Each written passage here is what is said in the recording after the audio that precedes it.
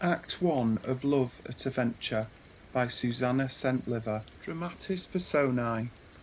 Belair, a gentleman's come from travel, an airy spark, read by beeswax candles.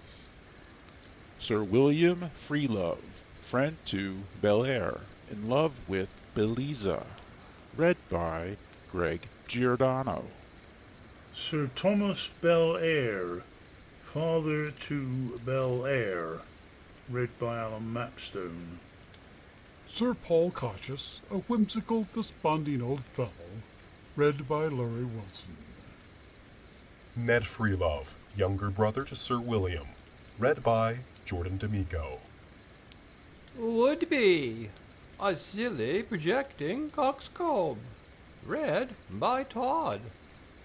Positive, father to Camilla, read by Craig Franklin. Robin, servant to Belair, read by Rick Cordray. Lady Cautious, wife to Sir Paul and sister to Sir William, read by Val Routh. Beliza, read by Marie Christian. Camilla, cousin to Beliza, a great fortune, read by Shrimpfish. Patch, maid to Beliza, read by Sonia. Flora, maid to Camilla, read by Winifred Assman. Messenger, read by Alan Mapstone. Basilicon, read by John Hunter. Taylor, read by Agnes Robert Bear. Servant, read by Brian Fullen. Stage directions read by Michelle Eaton. Prologue. Lest any here should blame our author's toil, for strolling with her brat 100 mile, by me to such, she does this reason give, seeing how many men by ventures live. She straight embarked, and hoisted sail to try what pure good nature in these bottoms lie. Besides, she hoped she might divert you too, by adding to your pleasures something new. The virtue of these baths had ne'er been known, if o'er these hills no man had ventured down. Here doctors venturing come in hopes of fees, and patients venture on their skill for ease. For wealth the merchant ventures on the seas, the lawyer ventures upon any cause, the venturing client's beggared by the laws. The lover ventures to address the fair, with broken speeches and dejected air. She runs a venture who relieves his care. The gamester ventures to improve his store, and having lost, he ventures on for more. The London punk in garret shut all day, at night with last half-crown she ventures to the play. The amorous cully meeting with the miss, ventures at water gruel for a kiss. Since every man adventures in his way, hither our author ventured with her play, and hopes her profits will her charge defray, if that bright circle ventures to adorn her day. Love at a Venture, Act 1. Scene: Sir Paul Cautious's house. Sir William Freelove's apartment. Enter Belair and Robin, meeting Sir William. Oh, Sir William, I am so transported I cannot speak in the common strain of mankind. And prithee, Belair, what occasions this transport? Hadst thou been my professed enemy all thy life, and done me much mischief as the Turk in Hungary or the French in Flanders, if thou'd but helped me now, thou wouldst make amends for all. Such a creature, such an angel. What visions? Apparitions? Could I but hope to see her once more, I'd change the happiest half of my life for that one moment. If you please to descend from your high-flown raptures, and walk hand in hand with my understanding. You'll lead me to her? Ha ha ha! What? Before I know where she is? You'd be landed at your port before you have taken shipping, or told the place you designed for? Foe, you know all my designs. Robin, aside. When a woman's concerned. Are extravagant. You have more intrigues upon your hands than a handsome young poet on the success of his first play. Like a dog in a herd, you run at all, and catch none, because you run with such ungoverned heat, you spring the quarry before you can draw your net. If I miss sitting, I commonly hit 'em flying. But this is nothing to the purpose. The lady, man, the lady. Aye, the lady. What of her? Which I saw last night. Oh, such a creature! At what window? Such a charming air. What house was it at? As much youth as would serve to recover half the decayed faces in the town. What street? Wanton as a nun, yet looked demure as a Quaker. Zdeath, where is this rare creature to be seen? Then her features, Sir William, oh, such features! She is the most perfect piece in the world. Her shape, clean and easy. A profuse quantity of dark brown hair, and such a complexion as the gods form when they design a miracle of beauty. Nay, since you will have your own way, I'll strike in with you. A charming high forehead. Aye, and such a mouth. Sparkling black eyes. And such a cast. Such dimples in her cheeks. Aye, rapture, rapture. Ah, he's got above the clouds already. When you have recovered your senses, Belair, you may be fit for conversation. I have a little business to dispatch, and must beg your pardon. Thou wilt not leave me? Why, what service can I do you? You must assist me in the management of this affair. What affair? Who is she? Where did you see her? Why, when I left you last night, I took a boat, resolving to go up the river for a little air, and the luckiest occasion presented to make me the happiest man living. Robin, aside. I have known 100 of these lucky occasions. In a month's time, the most unlucky occasions that ever a man had. What was it? A lady, designing to land at Whitehall Stairs, stepping short from the boat, fell into the water. I jumped in after her, caught her in my arms, and brought her safe ashore. Robin, aside. Who could have believed he should be burnt in the middle of the Thames now? What's her name? I know not. She inquired mine and where I lived, gave me 1,000 thanks, and promised I should hear from her. Well, and what can I do for you? I'll tell you. I must have lodgings in this house, for here I directed her. Told her my name was Constant, though Faith Belair was at my tongue's end. But you know my reasons for concealing my name, lest my father hear I'm in England before I'd have him, and force me to marry the woman he commanded me home for, which for aught I know may be ugly, old, ill-natured, foolish, conceited, vain, and so forth. At least I shall think her such because of his choosing. I like no caterer in love's market.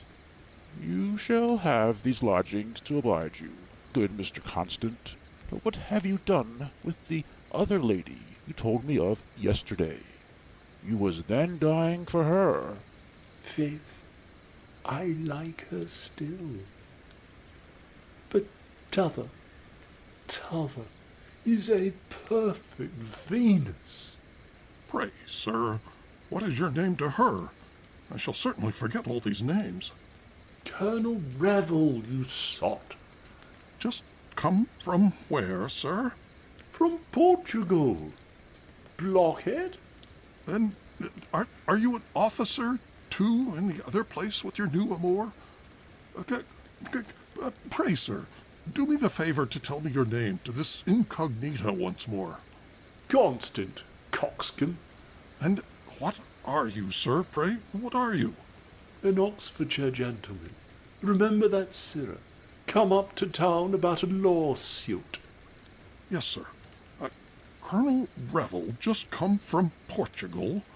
Mr. Constant, an Oxfordshire gentleman, come up to town about a lawsuit. Very well. I have it now, sir, I warrant you. Well, but do you think to manage both these intrigues with secrecy? I do.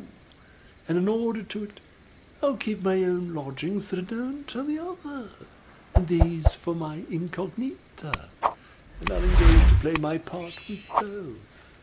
To what purpose?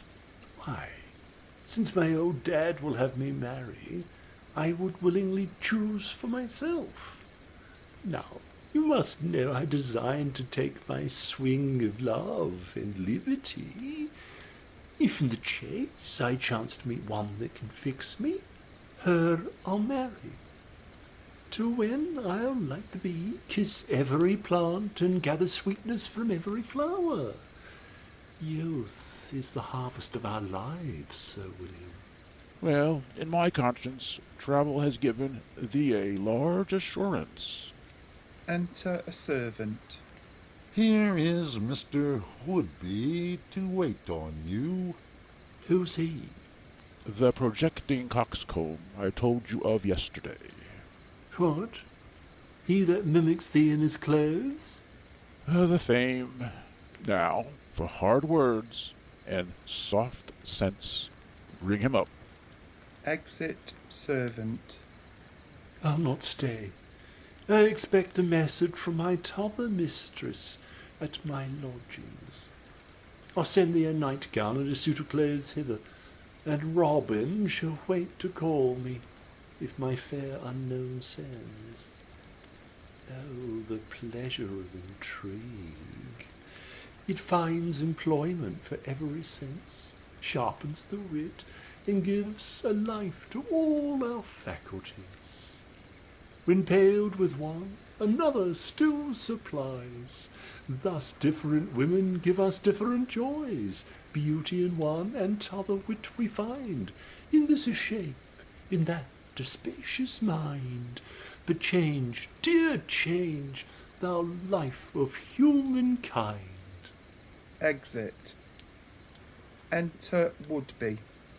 Dear Sir William, my stars are superabundantly propitious in administering the sephiric felicity of finding you alone. Oh, Mr. Woodby, spare me, I beseech you. My soul's inhabited, or rather canonized, with an alacrity to see you. Sir William, aside. I know not how his soul's inhabited, but his head might pass for a colony in Greenland. It is so thinly peopled. Enter Ned Freelove. Brother, good morrow. Mr. Woodby, yours? Sir, I am most obsequiously your servant. What gentleman was that I saw go out just now? A friend of mine, who, for some reasons, I have promised this apartment to. I hope Sir Paul won't be alarmed. I think 'tis best not to let him know it, if he does not find it out. Much the best, for he'll ask so many impertinent questions about him, and be in such a fright, he'll call in half the parish to watch with him. Who is the gentleman? If you remember, I told you when I was in Spain, a gentleman rescued me from the hands of ruffians, when I was set upon in the night. This is he, and ever since, We have held a strict friendship. Perhaps he may have killed this man. I know not. He desires privacy, and I am bound in honor to give it. Doubtless. What's his name? Constant. Enter servant. Sir, the tailor has brought home your clothes. Bring him in. But, Sir William, pray, how do you like my way of greeting? I never want words, you see. I hate those dull rogues that have no better expressions in meeting their friends than, "Dear Jack, how is't?" Enter tailor and Sir William dresses. Miss Fustian! Ah, what do I see? Another suit, and upon my veracity, a charming one. I must put down the trimming exactly. I shall obliterate half else. Takes out a book and writes. Our English tongue is much obliged to you, Mr. Woodby. Sir William to the tailor. Is it not too short, Mr. Measure? Not at all, sir. Would-be aside. The suit my tailor is making is the very same color. I'll send and have it trimmed exactly like that. How do you like my fancy in this suit, Mr. Woodby? Sir William, I reverence the sublimity of your fancy. Aside. If mine be not done by playtime, I'll break my tailor's head and never pay the bill. But what new discoveries have you made lately, Mr. Woodby? Never a project. Yes, sir. I am going to erect an office for poetry. How? An office for poetry? Aye, sir, where all poets may have free access, paying such a moiety of their profits, and be furnished with all sorts of refined words adapted to their several characters. The poets will be very much obliged to you. Truly, sir. I think so. Hark ye, I'm upon another project, which you'll not guess for a wager. No, really, Mr. Woodby, 'tis not in my shallow capacity to fathom the profundity of your wit. Oh, Sir William, such accumulated kindness will bankrupt my poor acknowledgments. Profundity of your wit, spoke like a gentleman and a scholar. Thou art expensively obliging, therefore I will communicate. Though it is not grown to a full maturity yet, 'tis this. For the good of the public, I am contriving how to save the charges of hackney coaches. The rascals are so saucy, especially to ladies, there's no enduring them. I resolve to destroy their constitution. As how, prithee? They are the most necessary things in the world. A hackney coach carries us from one end of the town to the other in a trice. Aye, Sir William, but my project carries them quicker, and without going out of their houses. That's a stratagem indeed, beyond my comprehension. If you can do that, Mr. Woodby, you need not fear a patent. The ladies will be all of your side. They will have reason, sir, for they may dress, patch, paint, drink tea, or play at piquet, all the while they are going to the playhouse. Is not this an excellent project? Excellent indeed. But prithee, how is it? How is it? You must deal with the devil, certainly. No, without his help, I assure you, 'tis all my own. This individual brain contrived it. Were I known at court, I should be a great man, a most magnificent man. Oh, this project, sir, will do your business. I know you are impatient for the secret. You are my friends, or I'd not impart a matter of this consequence. I hope you don't doubt our secrecy. Not in the least. To convince you, 'tis this. I'll make the streets to move. The streets move? Prithee, how wilt thou do that? Oh, by clockwork, sir. By clockwork? What to make the solid earth move by clockwork? Aye, sir. I affirm that's possible. You mistake. The earth is not solid. Read but Baker's Chronicle, and you will find a whole field walked 10 mile in Queen Bess's day. But not by clockwork, Mr. Woodaby.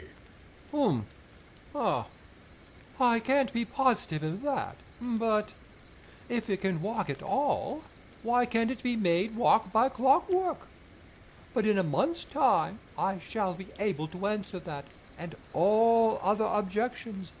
For you must know, yesterday I began my study in order to search out the curiosity of every country, language, art, and science. You shall hear how I canton out the day. I rise about 5. My first hour is laid out upon law. 'Tis fit a gentleman should understand the laws of his country, though I hate the confounded study, 'tis so crabbed. At 6 I read a lesson of Greek. At 7 one of Hebrew. 8 is for Italian. 9 for Spanish. 10 for French. 11 astronomy. 12 is proper for geometry. Then the sunbeams are perpendicular. Excellent! At 1 I dine. I then repose an hour for digestion. At 3 I study physic, that if I'm poisoned by the vintners, I may not be killed by the doctors.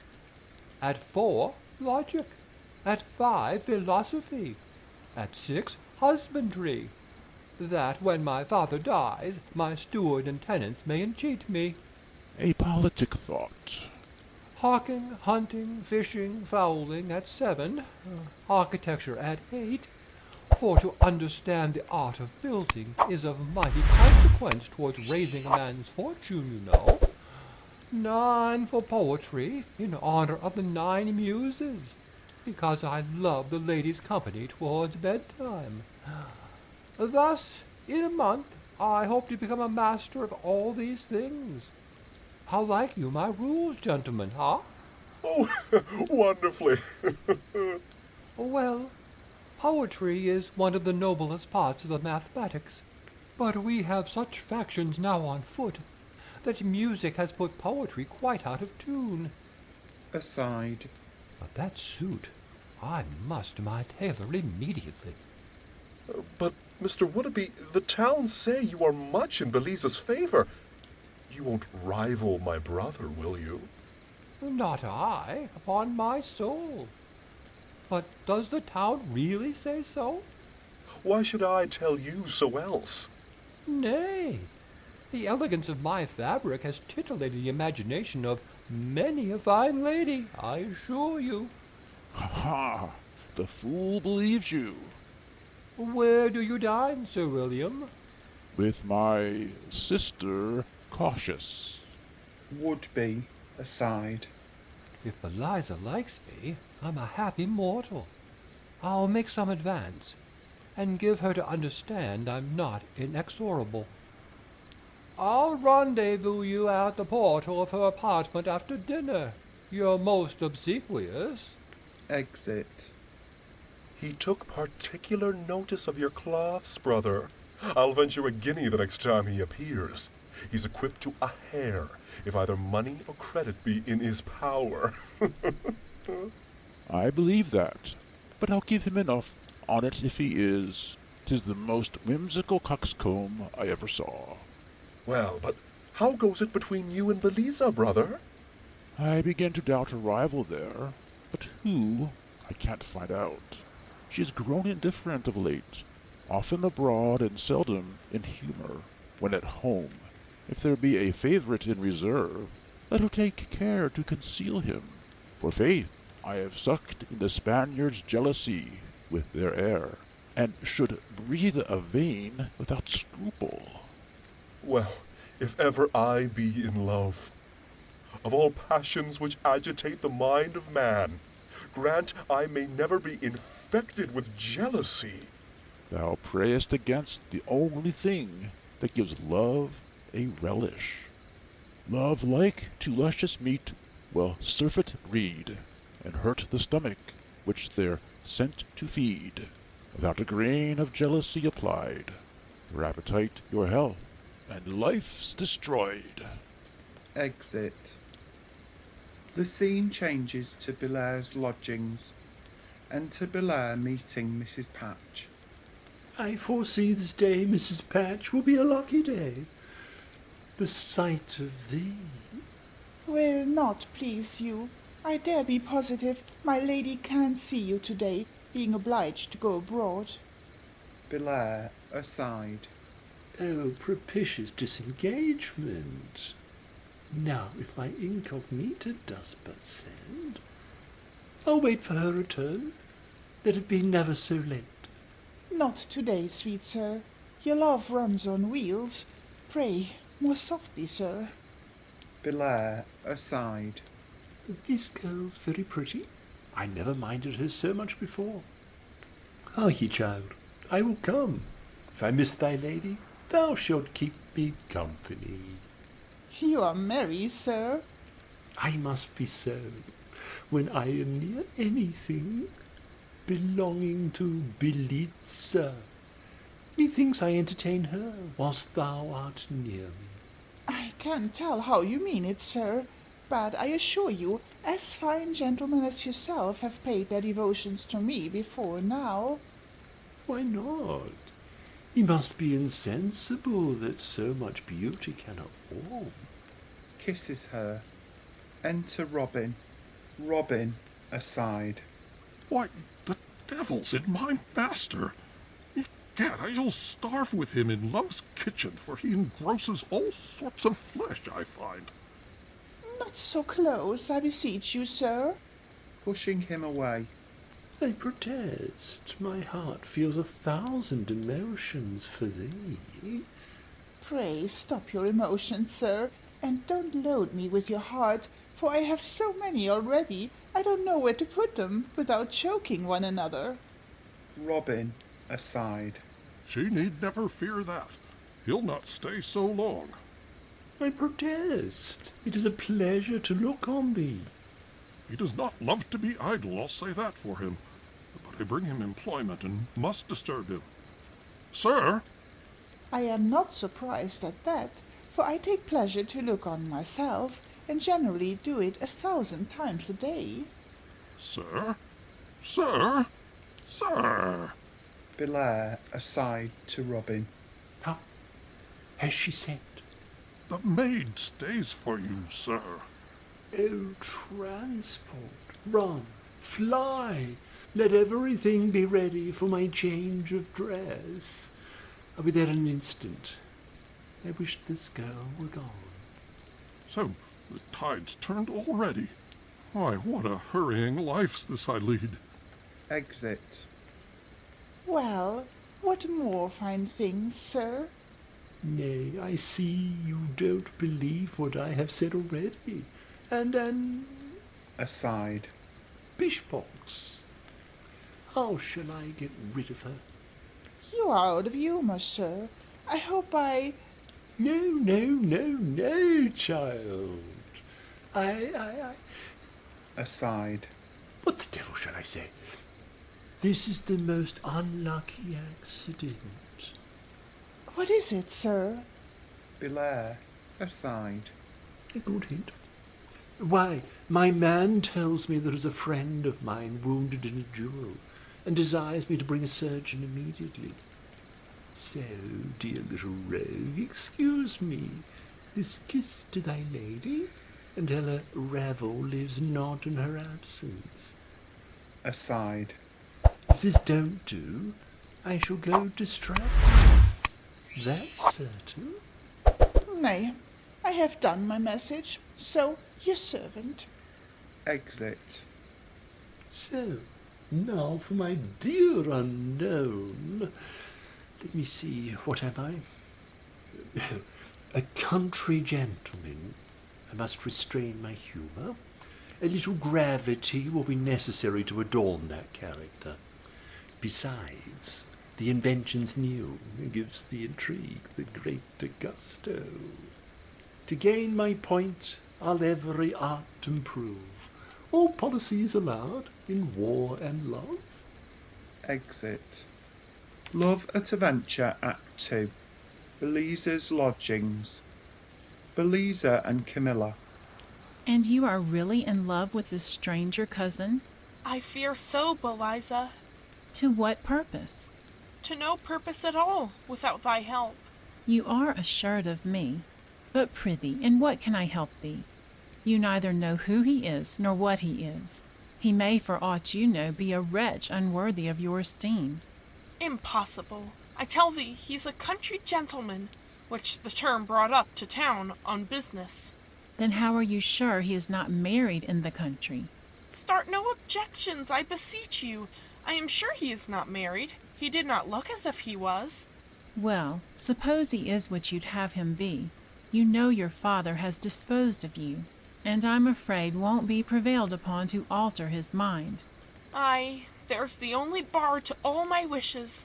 Why should our parents impose upon our inclinations in that one choice which makes us ever happy or ever miserable? 'Tis an unjust prerogative parents have got, from whence I see no deliverance without an act of Parliament.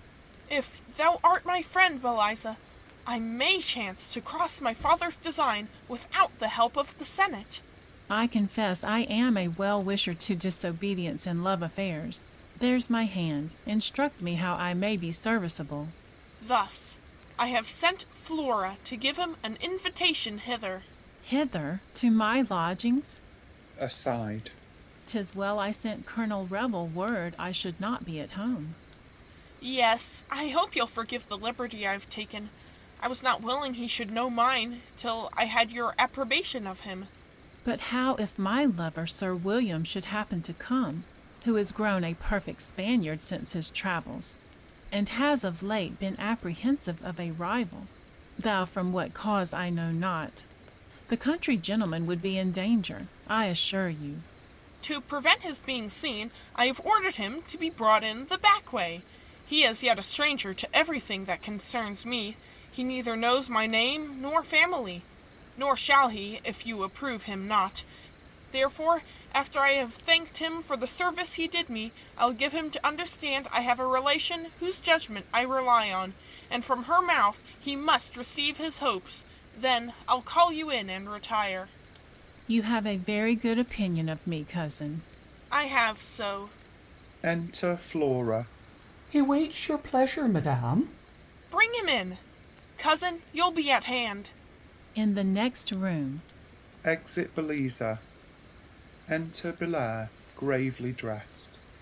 This is an honour so much above my merit, madam, that I receive it with confusion, and shall be uneasy till you inform me how I may return this wondrous favour. I am caught by Venus. What eyes are there? Rather, instruct me, sir, how I may return the obligations I have to you. They are no common ones. You purchased my life at the hazard of your own, and it shall be the business of that life you saved, if ever aught falls within my power, to serve you. Aside. Oh, my heart! On that kind promise will I build my hopes. Nay, I will rely upon it. And now, madam, I must declare that it is in your power to overpay the hazard you have mentioned. The only woman I could be content to take, for better, for worse, I ever saw. Aside.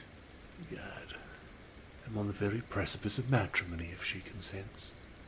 Gratitude obliges generous souls. Then be assured and ask. Aside. Pray heaven his designs be honourable, that he asks the right. Belair, aside. 'Tis done, faith. Your heart. I fear you'll think I am too bold in my desires. But you commanded me to speak, and I durst not tell you a lie.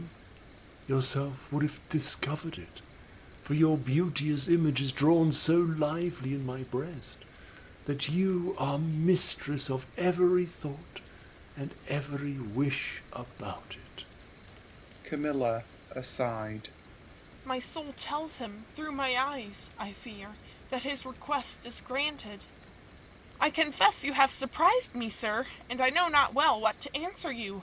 Only this, were I free to dispose of my person, with my heart, your services should not go unrewarded.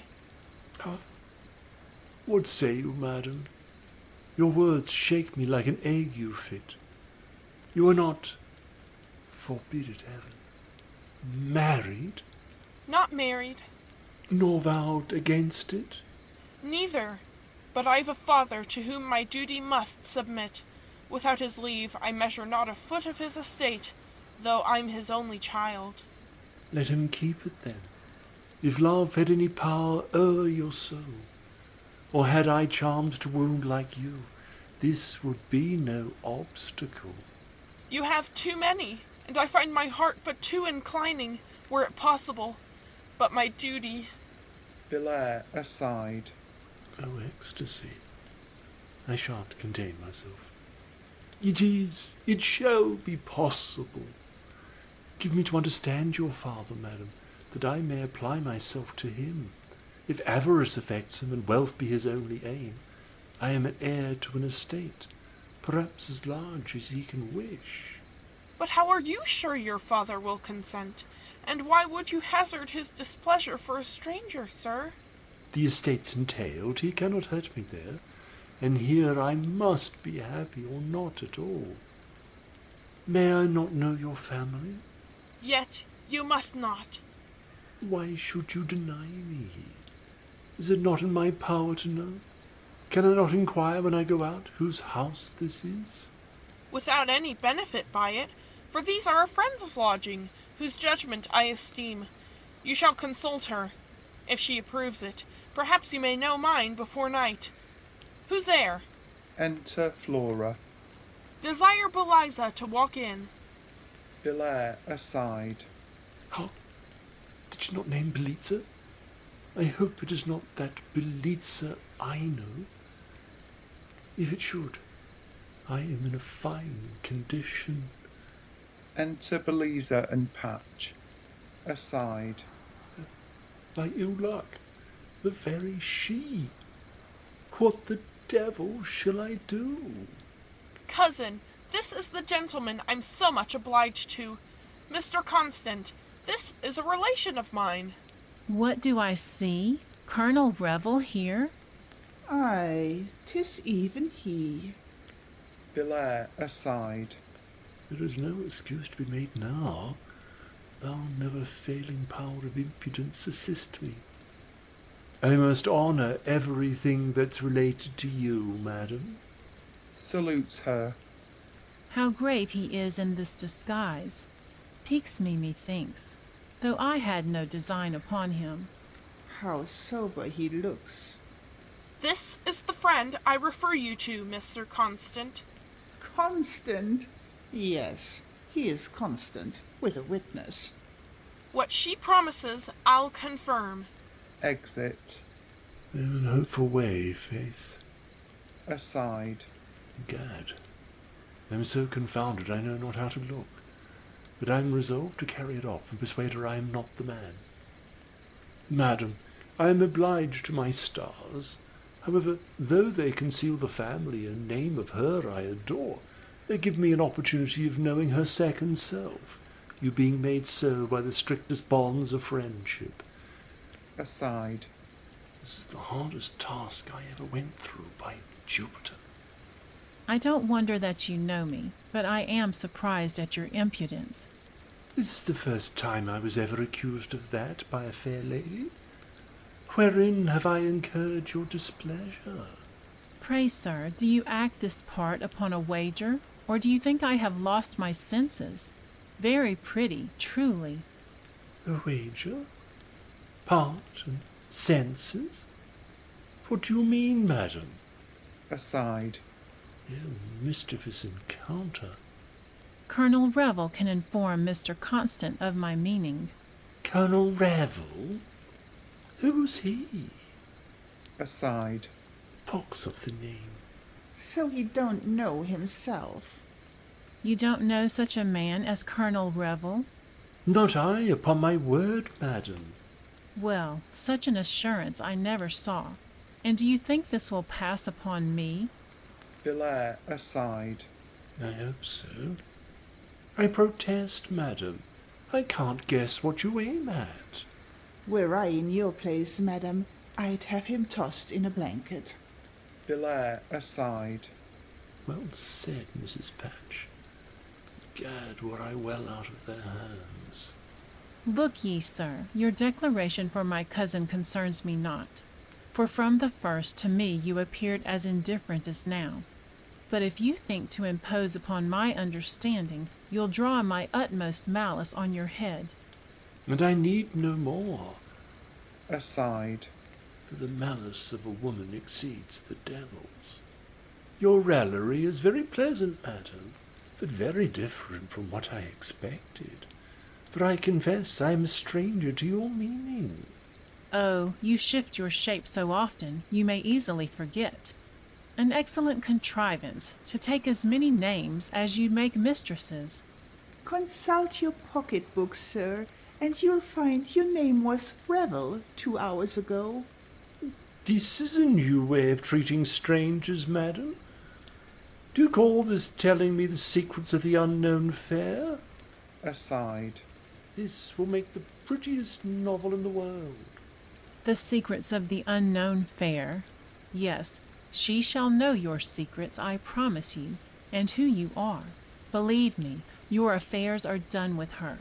You shall neither know her name nor quality. Recall that sentence, madam, or let me fall a sacrifice to your supposed resentments. Never to know my lovely dear incognita is death, with all the additional rags barbarians ever invented, to separate soul and body. Aside. I begin to grow perfect in my double art, I find. Belisa aside. This is the most bare-faced impostor I ever saw. Really, now in my opinion, Colonel, you act the same person too long. Come, pull off the mask, and I'll forgive you, ha ha. Belair aside. That wheedle shan't take, I must go through it. Mask, madam? By all the pangs of love I feel for your beauteous friend, I would wear no disguise to anything that belongs to her. Well, was I my lady, I'd have that tongue pulled out of your head. Pray, madam, who is that pretty enemy? Is she friend or some relation? Do seem ignorant, poor devil. You don't know me. Not long since you knew me for this lady's maid, and liked me well enough to think me worth a compliment. Make love to my woman? Pray, sir, what name would you have taken to her, ha ha? You are in a pleasant humour, ladies. I hope I shall find the benefit of it. To my knowledge, I never saw any of you till this hour. Aside. This is a masterpiece of art, to face down 2 women at once. Nay, if I had believed all he said to me, I should have registered him amongst my lovers. That is not true neither. As the rest, poor gentlewoman, I pity thee. Prithee get advice before thy frenzy increase too much. So, you'll persuade us we are mad by and by. And you don't bear a colonel's commission, and have not been in Portugal with Charles III? You, upon my honour, madam. My name is Constant, born in Oxfordshire and come up about a suit and chancery, and know this colonel no more than you know me. If you please, I'll give my oath on't. Aside. Which I can do without perjury, that's my comfort. A pleasant quibble, This story has cost you some pains. I wish I could see this gentleman which you take me for. Can you believe I could be so base to make love to another, if once I had presumed to mention it to you? Your charms are full security against such proceedings. I am concerned, that nature has made any resemblance between us. I shall hate myself for being like him. Well, whether you will or you will not be him, it is the same thing, provided you tell him that I suffered his addresses only for my diversion, and that I never had any passion for him, but loathe, detest, and hate him. Tell him? Where shall I find him? I have done, and desire you'd know your way out. I would not willingly disobey a lady, but here, madam, you must pardon me, since my future good or ill depends on you. I cannot stir from hence till I obtain your promise to assist my suit, and give me hopes that I at last may know my beauty is fair. Ha ha! All I can say, Colonel, is that you are very unlucky in this affair. Not but you counterfeit to a miracle. But the mischief is that I have all my senses, can see Colonel Revel, hear Colonel Revel, and understand Colonel Revel too well to solicit his cause, I assure you.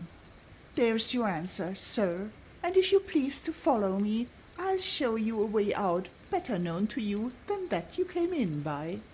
Pray, good Mrs. Civility, be not so hasty. Give me leave at least to see your cousin before I go, madam. To what end, pray? To convince you of your error. That's the hardest task that you ever undertook, Colonel, and not to be affected. Therefore, once more I tell you, you have seen your last of her, and your absence would oblige me.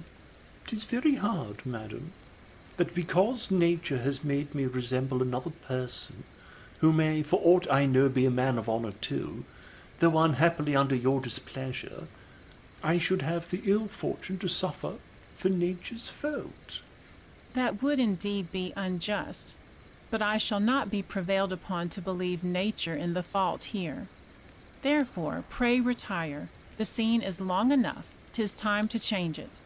Good Colonel, don't oblige one to treat you below your title. Don't you understand, my lady, sir? Yes, madam, but to when? And if I must go without the satisfaction I expected, let me implore this favour. Tell her I die hers. Exit. And everybody's, I dare swear, in his turn. This man is the very epitome of his sex, the completest juggler I ever saw. I protest his assurance has put me quite out of countenance. Re-enter Camilla. Well, how do you like him, cousin? Is he not a charming fellow? I think not. Pish, I know you do. Indeed I don't, and if you knew as much as I, you would think him as ugly as I do. Ugly? Can any mortal think that man ugly? But prithee, what have you discovered? Won't you tell me? Yes, if you promise to make right use on't. What do you mean? That your pretended lover is a villain. How? Pray, cousin, explain yourself within the rules of good manners. He deserves it not. I don't understand you. And the introduction grows tedious. Of what do you accuse Mr. Constant? In the first place, his name is not Constant, but Revel. How know you that? From his own mouth. When? A week ago. Where? Here in this house. In this house? How came he hither? Upon his legs, I think. On what business, pray? Much upon the same errand. Love. Love? To whom? To your friend and servant. Now I find your drift. You like him yourself, and this is an artifice to blast my good opinion. 'Tis poorly done, Beliza. No, my constitution is not so warm as yours. Remember, you took fire in the middle of water. I despise him. We never despise indifferent things. I little expected this from a friend. If you'd have the friend continued, don't provoke me to return suspicions, cousin. Don't you provoke me by traducing of the man I love. He has not been in town 2 days, and you'd persuade me he has made overtures of love to you a week ago. If I don't prove this is Colonel Revel, lately come from Portugal, and been in town this fortnight, and made me several visits under the pretence of courtship a la mode, I'm content to forfeit both friendship and estate. How shall it be proved? 'Tis sure impossible. Write to him, and tell him what I have confirmed. Desire him to come hither to justify himself, if he expects any farther favors from you. At the same time, I'll send for him by the name of Revel, and appoint him here also. If there appear two men exactly the same, as I am sure they are, then I'll own myself in the wrong, and ask your pardon. If not, you shall mine. Agreed. I'll in, and I'll write to him this moment. Pray heaven there be two Socias. Exit. Enter Sir William. I am pleased. That's more than I am, I assure you, Sir William. To find you alone, I meant, madam. I am not surprised at your being out of humour, for I have seldom found you in it of late, the reason of which I am yet to learn, not being conscious of having given you any cause, except the truest passion that ever possessed the heart of man be one. Sometimes, and in some persons it is so. But from whence you derive your suspicions, I can't imagine. From your excessive coldness. For some days past, I have beheld such a reserve in all your carriage to me, very different from what it used to be, and I begun to fear your heart had entertained some new amour. Beliza aside. I hope he has not discovered this impostor. He could not meet him, sure. You have no reason to doubt my sincerity, Sir William. I am not subject to fall in love. I may venture to say, you hold the greatest share in my heart. That's kind, but this thin, airy diet of hope and expectation, Beliza, starve those which feed on it. Will you not admit me to the banquet of possession? When shall I receive from this hand the confirmation of those lips? Kisses her hand. When I can bring my heart to a resolution, Sir William, of quitting all these little innocent pleasures a single life permits, you shall have timely notice for a license. Enter Patch. Madam, your cousin Camilla desires one word with you. Pardon my leaving you in my own lodgings, Sir William. Some affairs of my cousin's, who is lately come to town, press me at present. I shall come to cards at Lady Cautious's in the evening. Exit. I'll not fail being at home. There's something more in this than I can fathom. I resolve to watch her narrowly. If I have a rival, and 'scapes me, I forgive him. Love at a Venture, Act 3. Sir William's lodgings.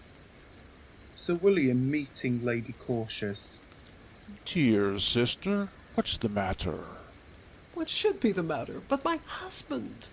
That doting, old, desponding wretch, whose fears, mistrusts, and jealousies is enough to distract anybody, still doubting Providence and fearing every wind. Yet you are too far from pitying my condition.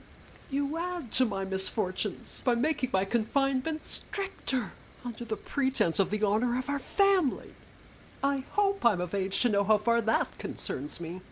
Aye, sister, but the wife that is displeased with the husband, and the husband that does not please the wife, are always in danger, she of liking somebody else, and he of being a cuckold. Now, while there is such a probability, the honor of our family requires a guard. Why was I married then to that I cannot love? My father knew his reasons, doubtless, sister. Yes, I know 'em too. Sir Paul took me without a fortune, by which yours is the greater. Yet the consideration has no weight with you.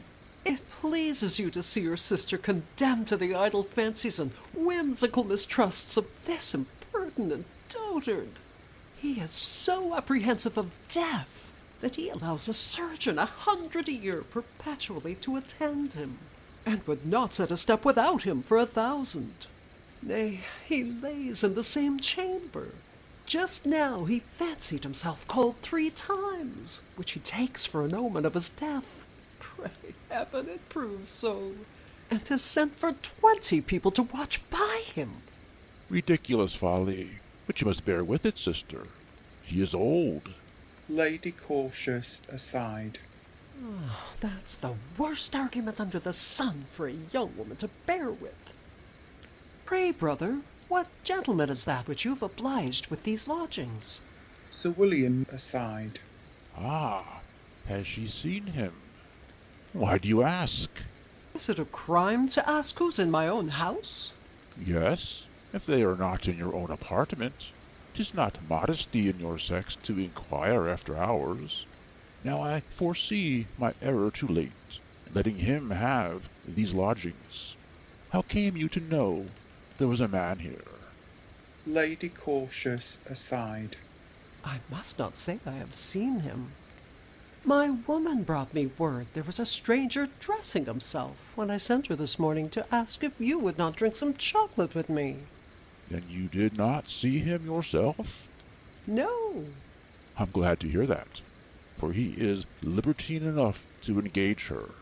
But suppose I had? Where had been the crime? Nay, no crime, sister. Only I would not have you affronted. Therefore, pray take care not to come near this apartment, for he hates the sight of women. Lady Cautious aside.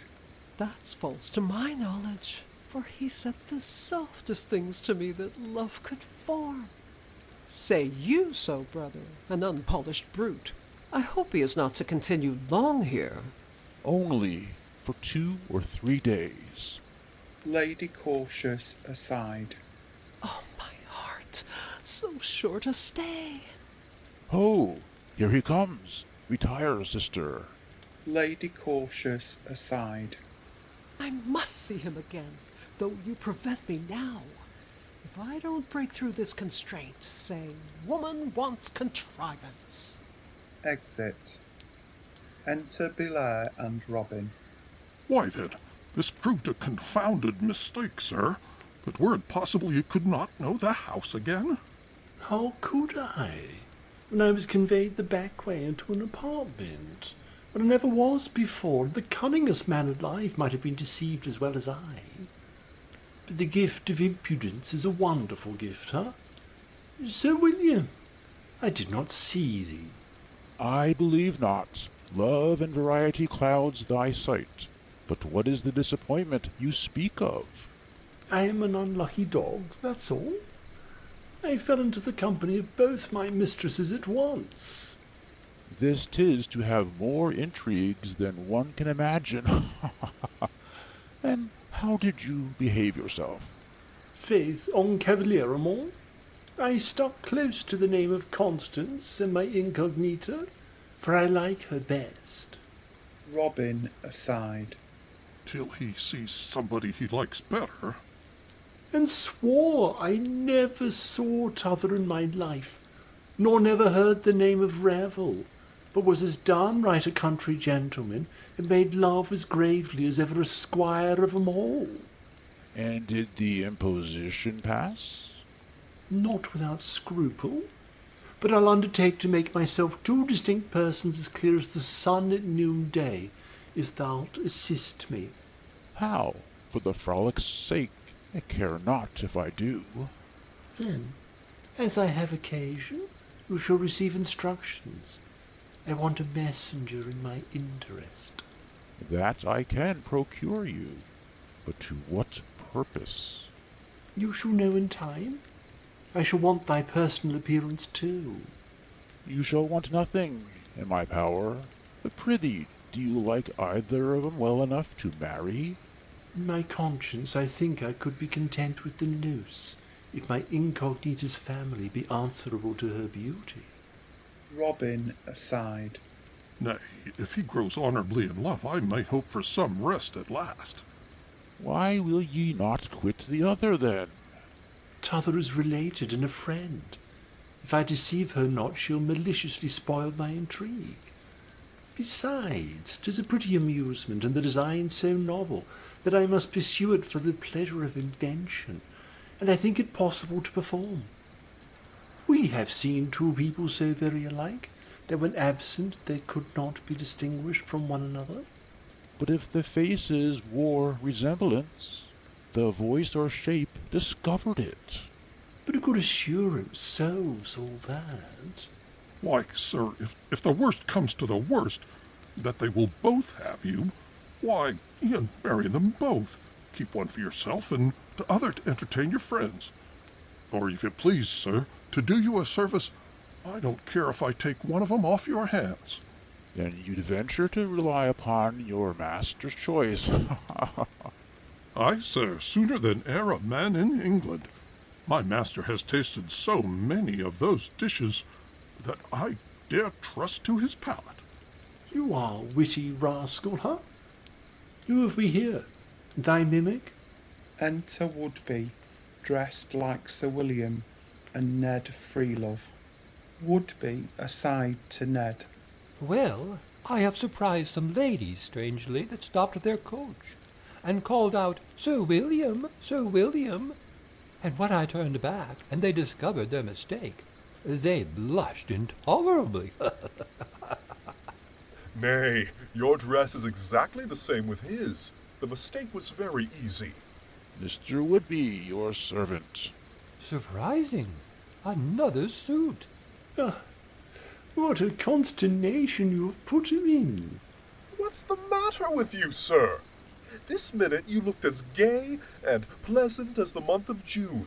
And now it is December. At least, he has discovered you, brother. Most beatifically expressed, and worthy of quotation. Takes out a pocket-book and writes. I presume, sir, you are examining what assignations fall out this hour, that you may not disappoint the ladies? No, sir. I am taking cognizance of the gentleman's wit. I hope you are not one of those spongy-brained poets that suck something from all companies to squeeze into a comedy, an acting of which the pit and boxers may laugh at their own jests. Where each may claim his share of wit. And by my consent should claim a share of the profits too. Would-be aside. This is a gentleman of an intellectual sublimity. No, sir, I contemn the terrain extraction of those poor animals, whose barren intellects thrust such spurious brats abroad. When I write, it shall be all my own, I assure you.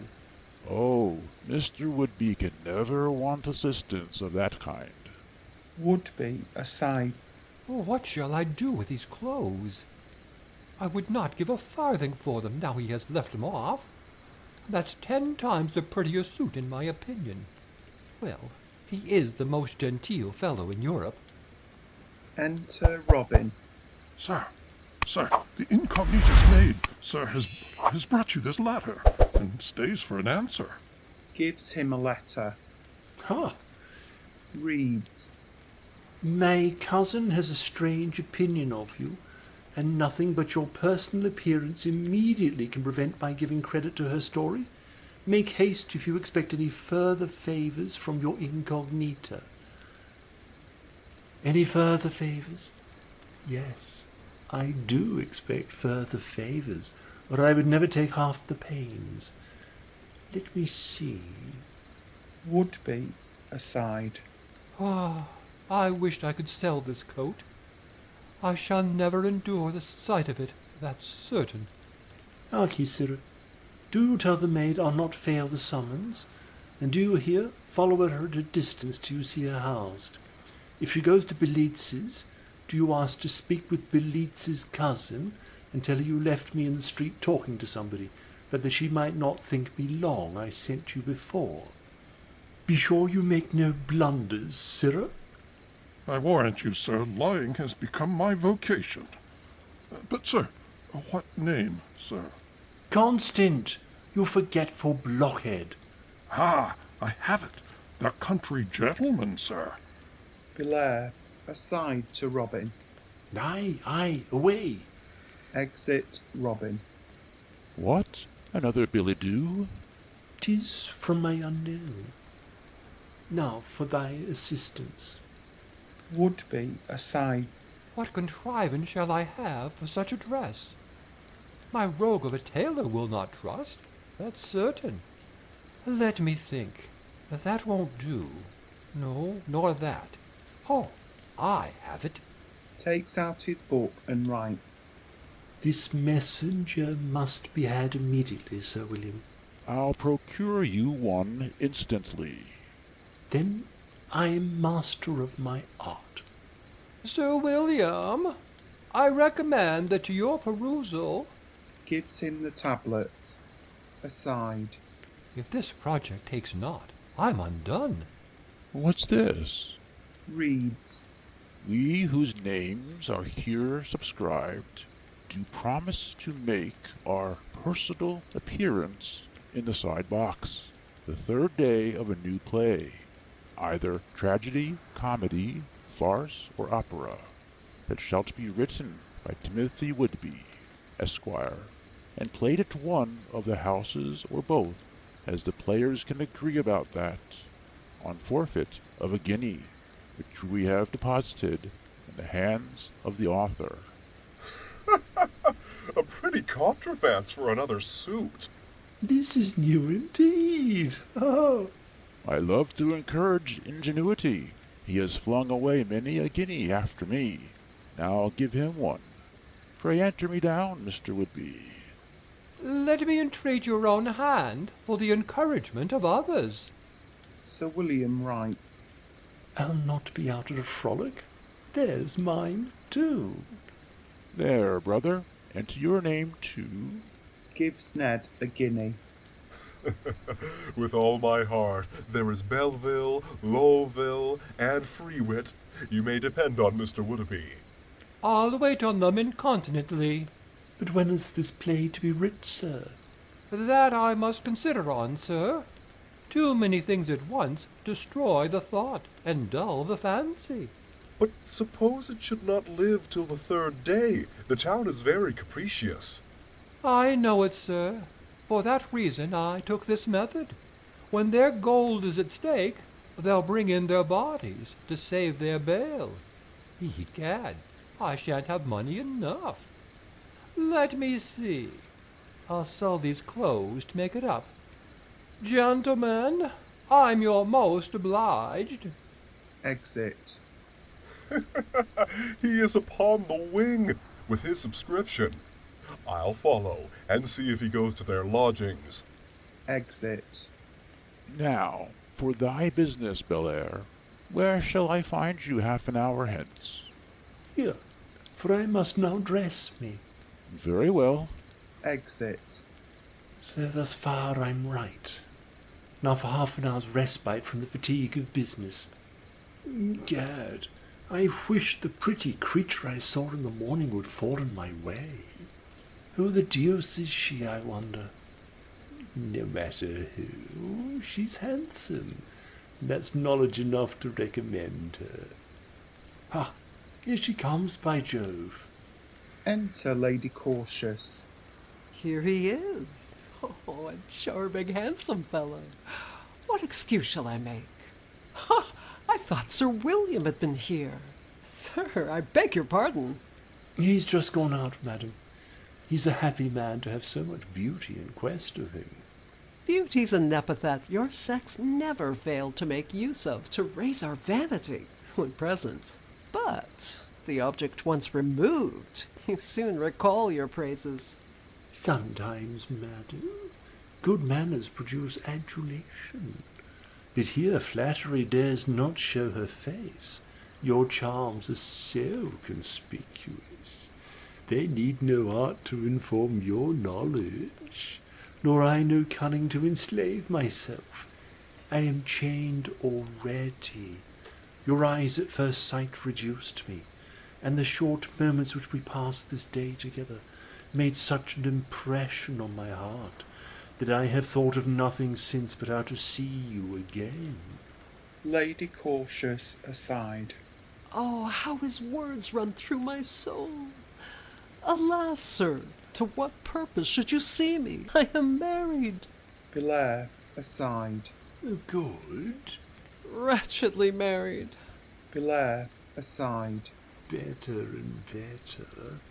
Wretchedly married, say you? Wretchedly. To an old, peevish, desponding wretch. Blair, aside. As I could wish. Her dislike of her husband is my first step to possession. Forced by my friends to wed him, by which all my happiness in this world is lost. Banish that thought, my charming creature. 'Tis a false one. There are joys, inestimable joys in store. Give me but leave, and I'll inform you where they may be reaped. Taking her hand. Not by me without a crime. The crime be on their heads that forced your marriage. Nature never designed these charms should wither in the arms of age, and destined only to a clod. Besides, your not consenting to the match makes it invalid, out of no force to hold you.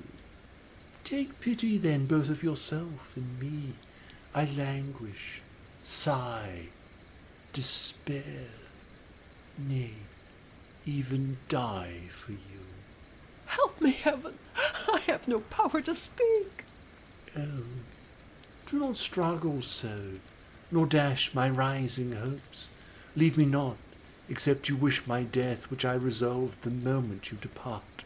Forbid that thought. I cannot see you die, yet must not yield. Let me go for virtue's sake. Love forbids it. Oh, I shall faint with ecstasy of pleasure. No jessamine nor rose has half the sweets that dwell upon these lips.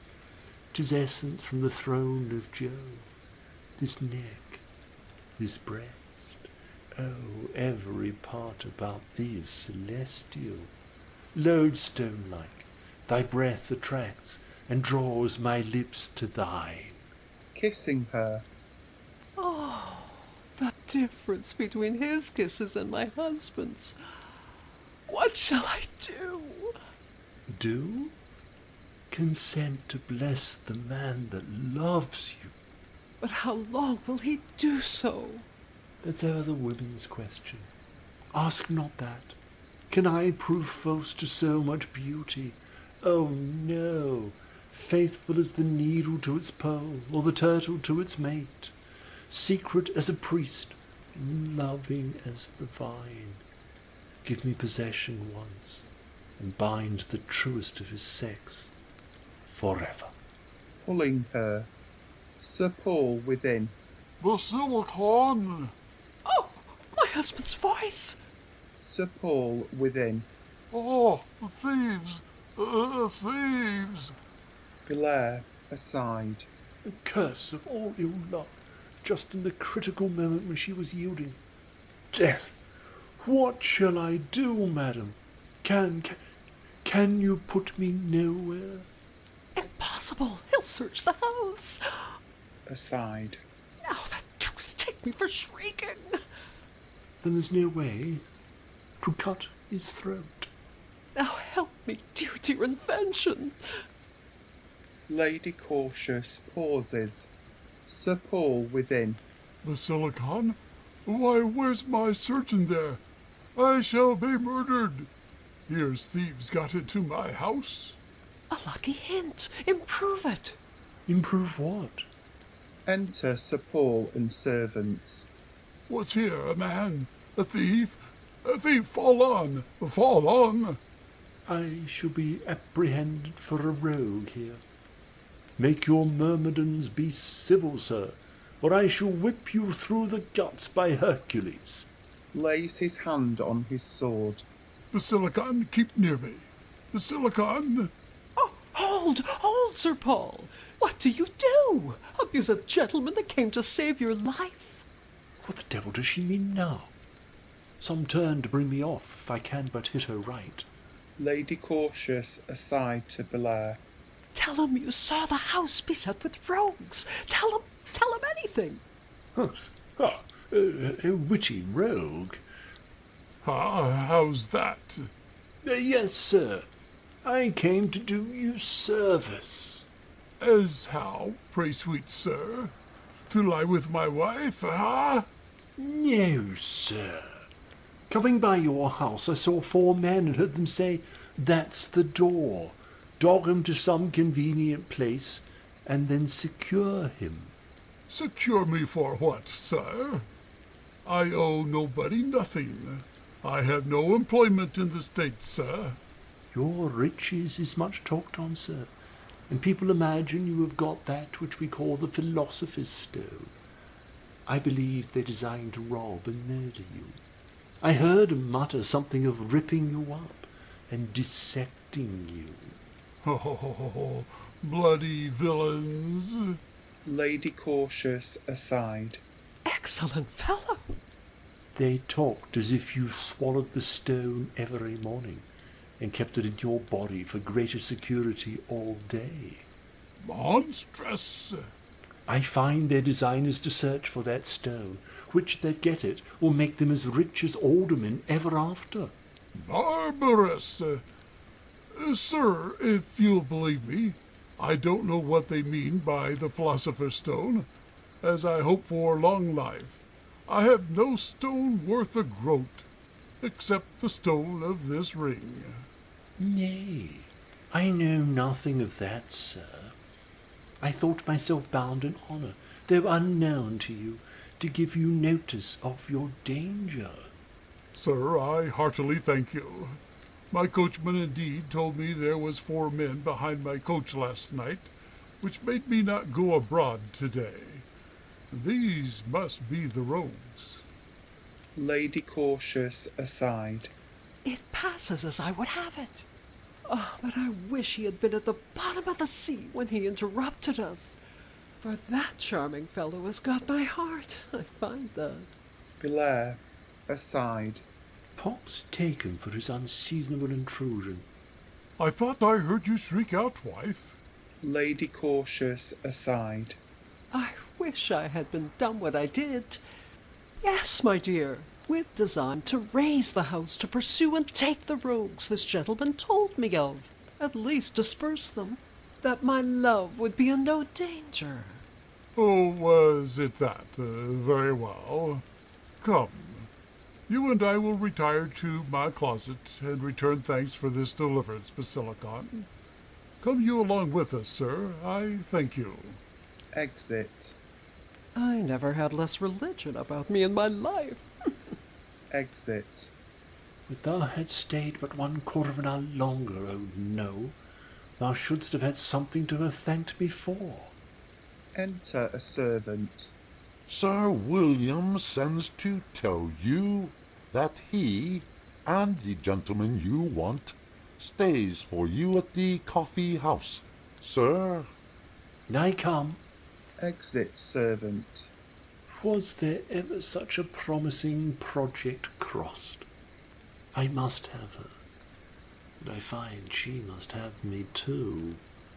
What various hazards do we rovers run to purchase what we slight as soon as won, and women know it too, yet long to be undone. Love at a Venture, Act 4. Robin Solus. Here she went in. Let me see. I am to say... What am I to say? Pox on it, my master gives me so many different lessons. One knocks the other out of my head. He's doing... No, he did not bid me say he was doing. He was stopped in the street. Aye, that's right. And his name... Oh, but I forgot his name now. But here's the maid, and so 'tis no matter. Enter Flora. Ha! Robin! Is your master come? He's coming, child. A lawyer, I believe, for he had a swinging stroke with his tongue, stopped him in the street. About his lawsuit, I suppose. So he sent me express, fraught with his eager wishes, to beg thy lady's patience for 2 minutes only, and then he'll throw himself at her feet. Aside. Gad, I think I have made as noble a speech as ever a courtier of them all. Why don't you come in and deliver your message then? Now I have seen thee, I dare not. Why, what do you fear? Those pinking ogles of thine. But now I think on it, if my master and your lady couple, that fall to me, of course. To you? I believe not, sir. But I believe yes. Are not we perquisites made for one another? Our stations the same, our employments alike. You dress your lady, so do I my master. You receive and deliver messages, so do I. And lying is the common vocation of us both. You are very familiar in your courtship. 'Tis my way. But I know truth is an out-of-fashion courtship, which your sex is not used to. Ah, my master. Enter Belair dressed for revel. Sir, I did your message. My message? Fellow, what message? Aside.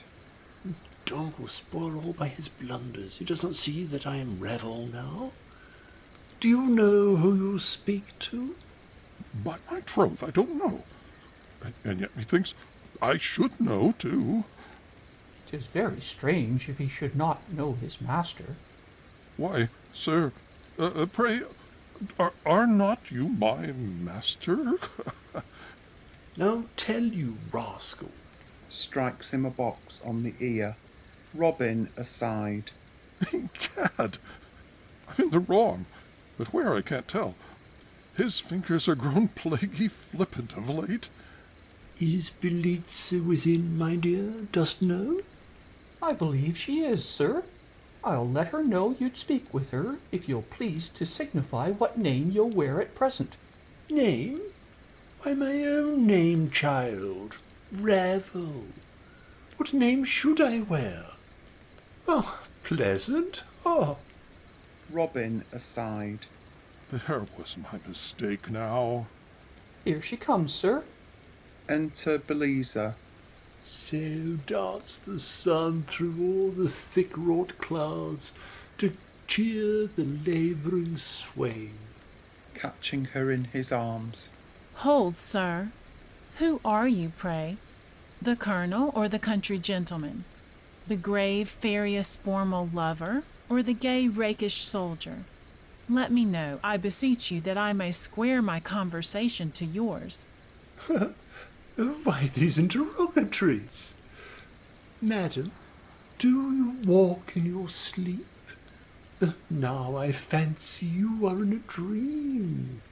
Aye, it is so, faith, and I cannot resist the opportunity for gloves. Kisses her. Away, thou exquisite dissembler! How can you look me in the face? Because I don't know a face in Europe that pleases me half so well. But prithee, why this air of indifference, or rather resentment? Look ye, madam, if you affect this quarrel by the way of poignant sauce, you have no need of those little recourses of your sex. Revel loves as much as ever, and dare promise more than you perform. Accuse me not before you try me. But why these cross purposes? Aside. Ha! My incognito. Now, Belair, play the part. Here's one will inform you. Enter Camilla. Oh, Mr. Constant, are you come? Constant? Yes, faith, madam. I am as constant as any man. This lady can witness for me. Not in the court of conscience, sir. Then you have no conscience at all. Robin aside. If my master took up lying by the week, what a confounded interest 'twould come to in a year. Do you know why I sent for you so soon, Mr. Constant? No, madam, nor that you sent for me at all. You mistake, cousin. This is Colonel Revel, ha ha. Colonel Fiddle, is it not? Sure I know Mr. Constant. Constant? Who is he, madam? Who's he? Why, are not you he? Not that I know of. Ha ha, you shall be Revel, sir. till Constant comes, if my cousin will give you leave. I'm surprised at his impudence. Pray, were not you here 2 hours ago, sir? Not that I remember. Impossible. Did not you save me from drowning yesterday? 'Twas in my sleep then, for waking I'm sure I did not. Distraction. Nor is not your name Constant, and Oxfordshire? Quite wrong. This is a pretty Christmas game, lady. But pray let me have some commands as well as all the questions. Nor, don't you know this footman? Again? No, madam. Never saw him in my life. Robin aside. Oh, Lord, who am I now? For he has renounced me heartily. What say you, friend? Don't you know this gentleman neither? No more than I do the great mogul, madam. Who do you belong to? Belong to, madam? Aside. Why, a pox on his other name. Now I can't think on it, if I were to be hanged. Aye, who do you belong to, I say again? Why, I belong to my master, madam. And what is master's name, pray? Name, madam? His name is... now I think of it, I won't tell his name. Why, sure, I'm too big to be catechized. Billard aside. This dog will betray me. You challenged this for your master just now. What if I did, mistress? What then? He is not, it seems, without his being double, as you pretend. Aside. The devil should have doubled me too. What business have you here? Business? Why, I brought a message from my master to one of you. And so, goodbye. Hold. Stay, sir. Pray, what was that message? Why, that my master would be here presently. Oh, I suppose this is Mr. Constant's man that you mistake me for. Aside. Now, pox of his memory. You have hit it, sir. Mr. Constant is my master. Now his name's out. I'm astonished. Cousin, did you ever hear the like? Yes, the very same. But I traduced Mr. Constant then, you know. What say you, Revel, did I? Ladies, do you design to bait me? If so, give me fair play at least. Hark ye, draw off your cousin and confess your plot, or egad I'll humour her frenzy and take the name of Constant and make love to her before your face. With all my heart, 'tis not the first time, and I have no further services for you, ha ha. Robin aside. Oh, so he's in a fair way to lose them both. Enter messenger and attendant. I arrest you, sir, in an action of high treason. Treason, sir? Sure you mistake the man. Ha, how's this? Your name's Revel, sir? My name is Revel, sir, but guilty of no such crime. Robin aside. Here's a turn now. I must second him. That must be proved. 'Tis no business of mine. I am only to execute my orders. I am concerned for him, methinks. Won't you take bail, sir? In these cases, no bail is admitted, ma'am. My mind misgives me this is a trick. Come, sir. I can't stay. Hold, sir. Pray enter my action too, for a box of the ear he gave me just now. This is some comfort, however. I shall see him hanged. Come, gentlemen, I can easily prove my innocence, if I stand fair in this lady's opinion. To Belisa. I cannot fear the world. Exit with messengers. I wish you a good deliverance, Colonel. Aside. I know not what to think. I'll see him lodged, I'm resolved. Exit. Nor I. To what end can a man affect these disguises? Out of gallantry, cousin. I shall hardly be convinced without I saw them both together. I pity the Colonel's unhappy disgrace.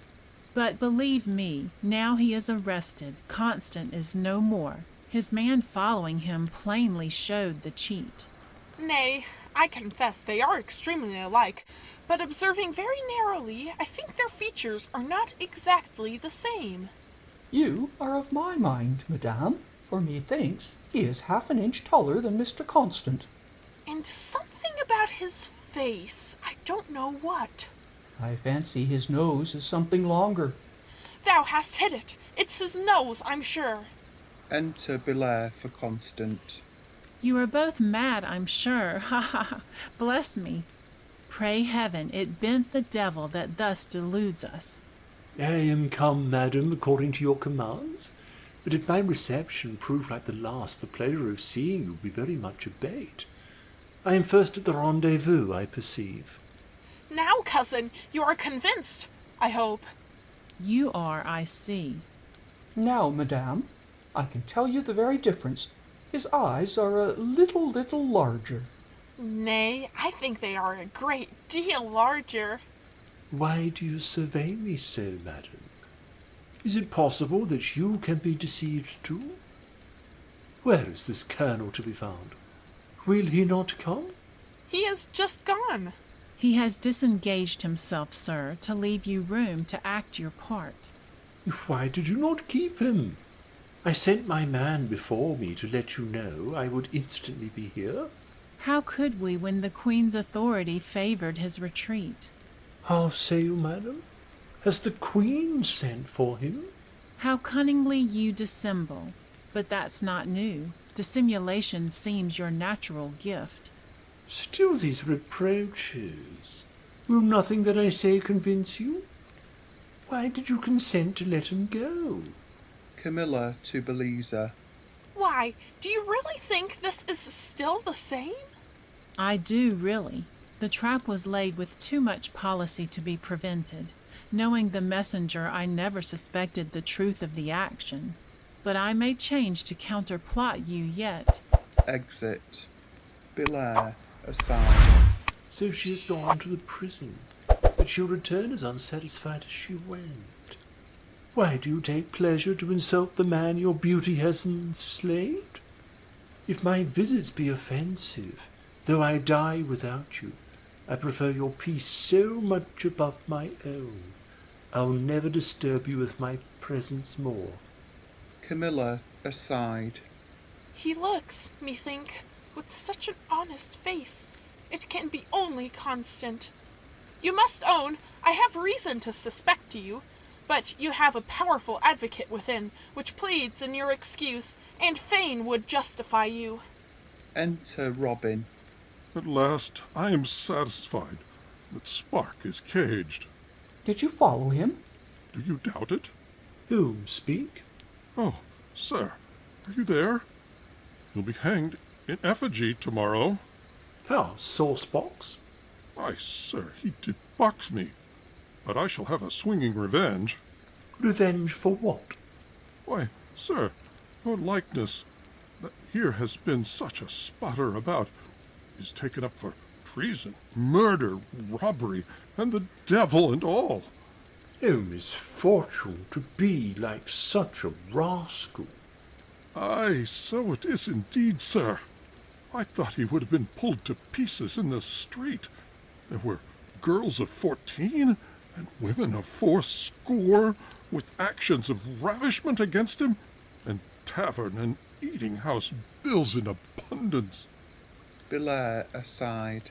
The rogue has improved the hint admirably. 'Tis an ill-bred scoundrel. He's very like you, sir, that's the truth on it. He gave me the damnedest box on the ear, only because I mistook him for you.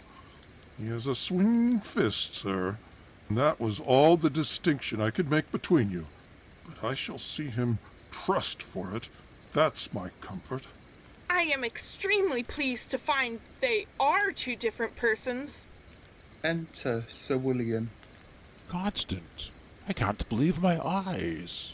Why, what surprises thee? I met thy very likeness in custody of a messenger, and stopped him to examine the reason. The spark snapped me up short, and told me 'twas none of my business. Bade him pass on. Aside. I admired at the meaning, for I could have sworn it had been thee. Ha! That is Belize's lodging, certainly. Was he dressed like me, too? No, that was the only distinction I found about him.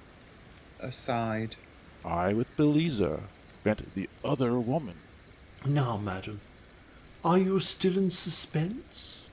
I'm convinced and overjoyed to find you what I wish you. Sir William aside. If my suspicions be true, I have a pretty kind of an employment here, serving my rival against myself.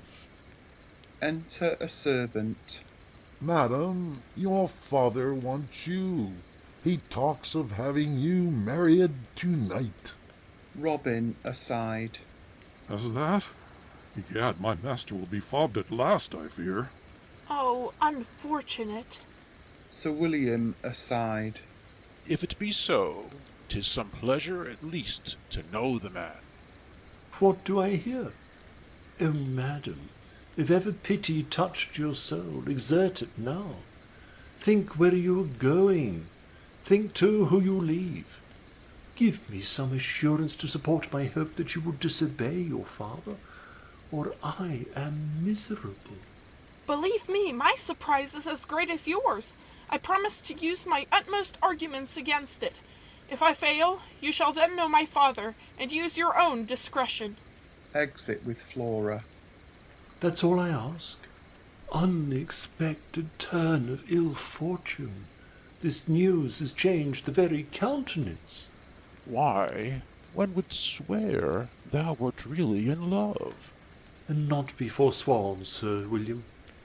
For faith, I do love her heartily, and am ready to capitulate for better, for worse, as soon as she pleases. I'm glad to hear that. One thing, pray, tell me, without reserve. Most willingly. What design have you upon the other? For you can't marry 'em both. Faith, no design at all. If I could come off handsomely, though she's very pretty, but too well acquainted with my incognito to have any intrigue with. Does she love you, Belair? Not that ever I could discover, to say the truth. One thing more.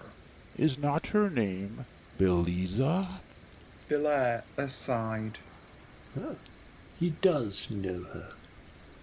I'm afraid my plot's spoiled again. Nay, Sir William, don't force me to tell names, especially after the stratagem I have made use of. Nay, nay, I am convinced 'tis the same. Had I apprehended it sooner, friend, you had not carried your design thus far. Belair aside. So I have made my rival my confidant. I find I am a lucky fellow. Now may he, out of pure revenge, discover me. If I have committed any fault, Sir William, 'twas a fault of ignorance. Could I divine the lady was your acquaintance, so that I am assured your friendship must forgive me. What friendship must forgive, love denies. As I imagined here she comes.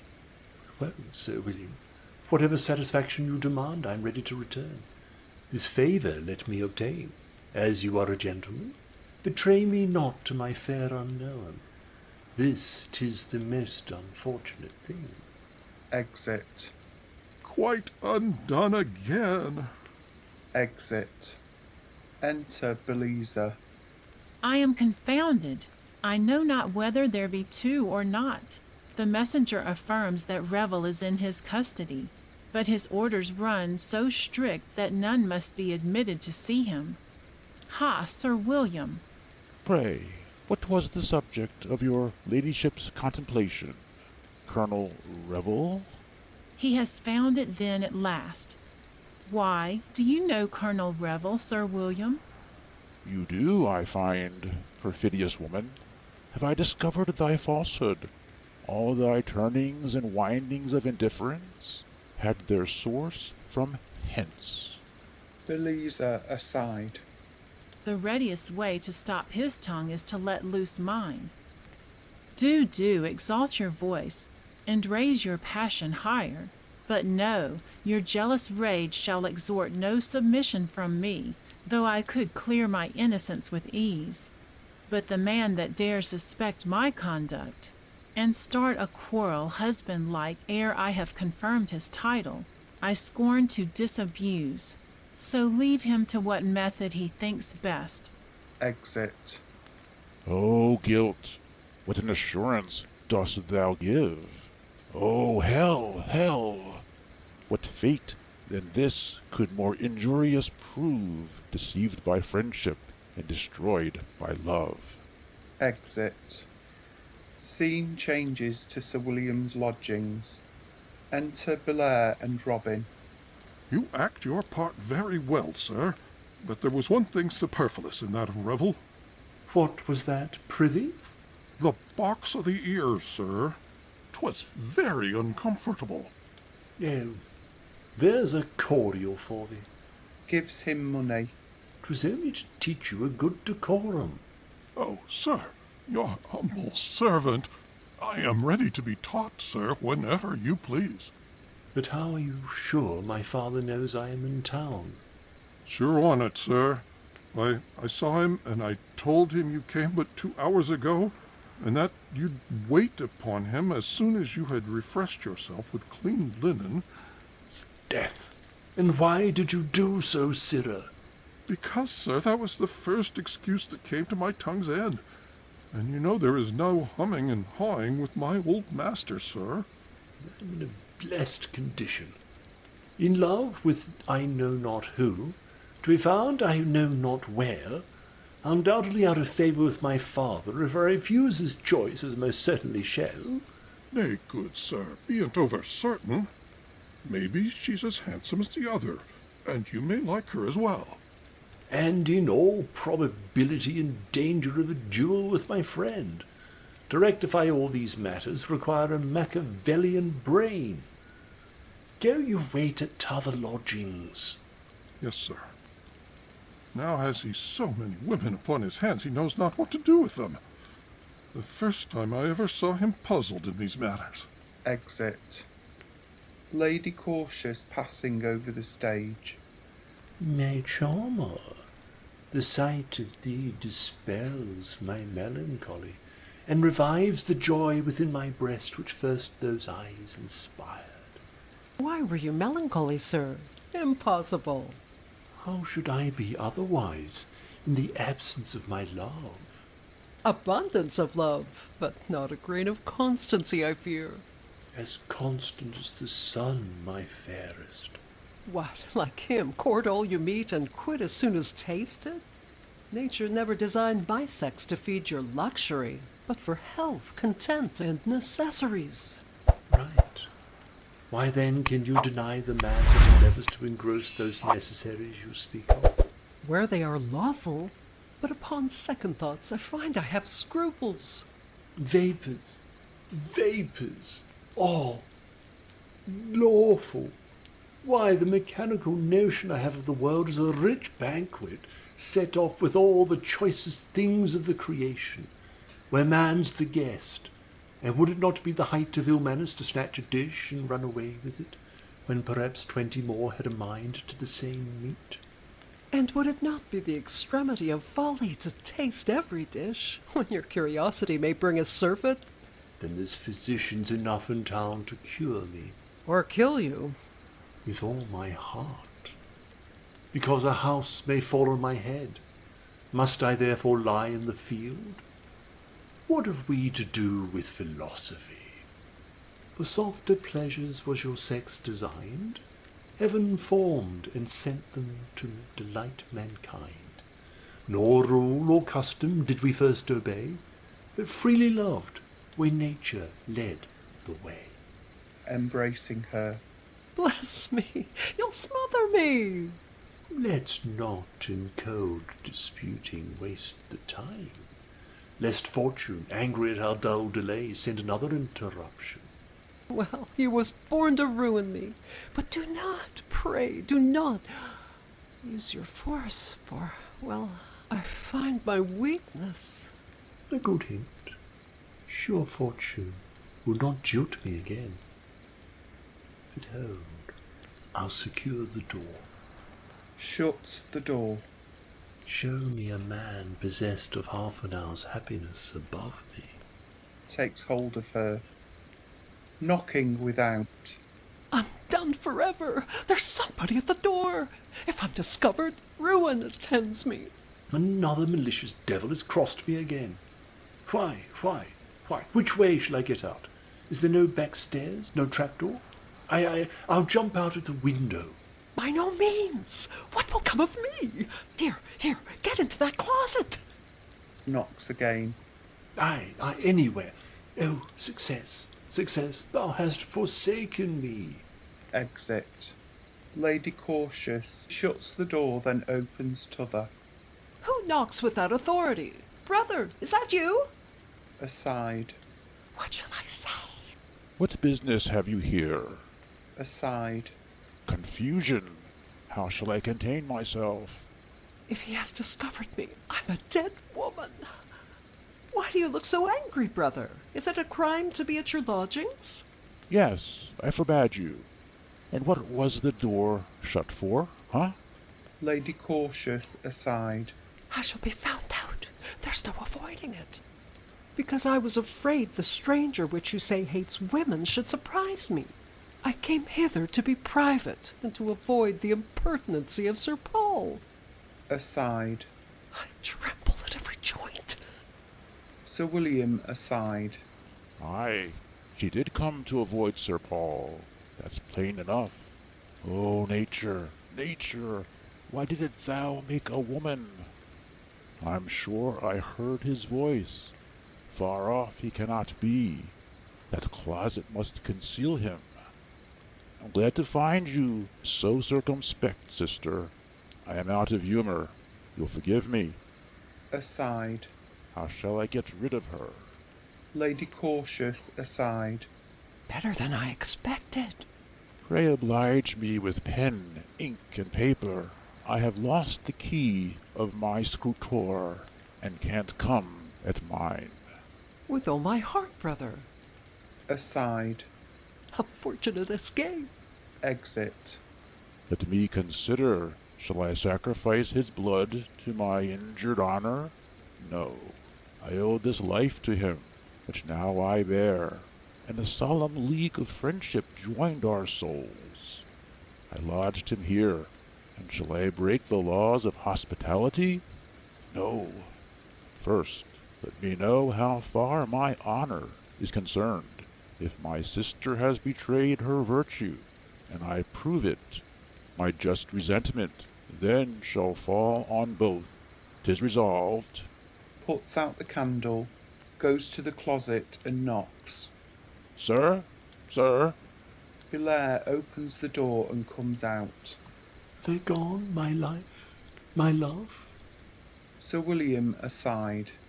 My life, my love, damnation. They are gone. Hush, make no noise. For your life, I expect my husband every minute. Therefore, if you love me, retire instantly. Love thee, do I live? But oh, I fear these cursed malicious planets ne'er will crown my wishes. Exit. By that I find he has not enjoyed her. Now know how far she's inclined. Sir William goes into the closet and shuts the door after him. Enter Lady Cautious with pen, ink, and paper. Here's pen and ink, brother. Ha! In the dark. Brother? Oh, gone! Lucky opportunity! Let me escape now, and I'll never run the danger more. Goes to the closet. You may come out. The coast is clear. Enter Sir William. Then I'm happy. Now let's lose no time, but improve the precious moments. Conduct me to some more private place. There let me breathe my soul into your bosom, and pay the hazards which we have both run. This is no time, except you wish my ruin. My brother is alarmed, and may return this minute. and sacrifice me to his jealous fears? Have you no regard for my safety? Yet you loiter to undo me. Sir William aside. Destruction seize thee. I will go, but first tell me when and where I shall be blessed again. Press me not to further folly.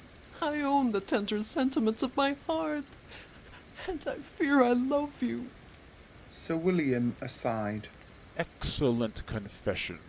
But my fears grow strong, and represent vice in hideous forms. Twice this day surprise preserved my virtue. Sir William aside. Twice, O traitoress.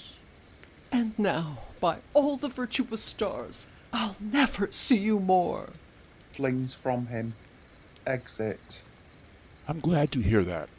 But did not she know me, so took her opportunity to start from my vengeance? It may be so, and thus be all a lie. It must be so. And now I could rip that bosom where her heart, her hot, lustful heart resides. Yes, if thou be guilty, these hands shall straight let out thy tainted blood, to wash the stains thou hast thrown upon our family. Enter Sir Paul with a candle. Mercy on me! What a noise is here in this house! Edsmond, 'twere a blessing to be deaf. What did I say? Heaven forgive me. If I should be struck deaf now, what a lamentable thing 'twould be. In my conscience my ears sing. I have a strange humming in my head. Pray, heaven, I go not deaf in earnest. Well, my wife has so many relations that lodge here and visit her together. I shall certainly be undone. It costs me at least £5 a week in coffee, tea, chocolate, and ratifee. Mercy upon me. If I should come to want now in my old age, I may thank marriage for it. If I should come to be maintained by the parish now, oh, sad, oh, sad. Or should live to be blind, and led with a dog and a bell, what shall I do if I come to that? And who knows but I may? Let me see, let me see. I'll try how I can walk in the dark. Puts out the candle. Enter Belair. The devil take these disappointments, I say. I have peeped into every room I could find, but no sight of her. Well, if my incognita falls to my lot at last, 'twill be some amends. What a wretched condition is it to be deprived of sight. The very apprehension puts me in a sweat all over. Within there, lights. I can't imagine to what part of the house I am got. Runs against Sir Paul. What's that? Thieves! Thieves! Pox, take this old calf. How came I to stumble on him? Basilicon! Why, Basilicon, I say! Murderer! Murder! Enter servants with lights and Basilicon. Sir, I am glad to see you with all my heart. That's a lie, I believe. But what's your business here now, sir? Answer me that. Do you come to bring me another information of rogues, ah? I know you again. Either you come, sirrah, to make me a cuckold, or to rob my house.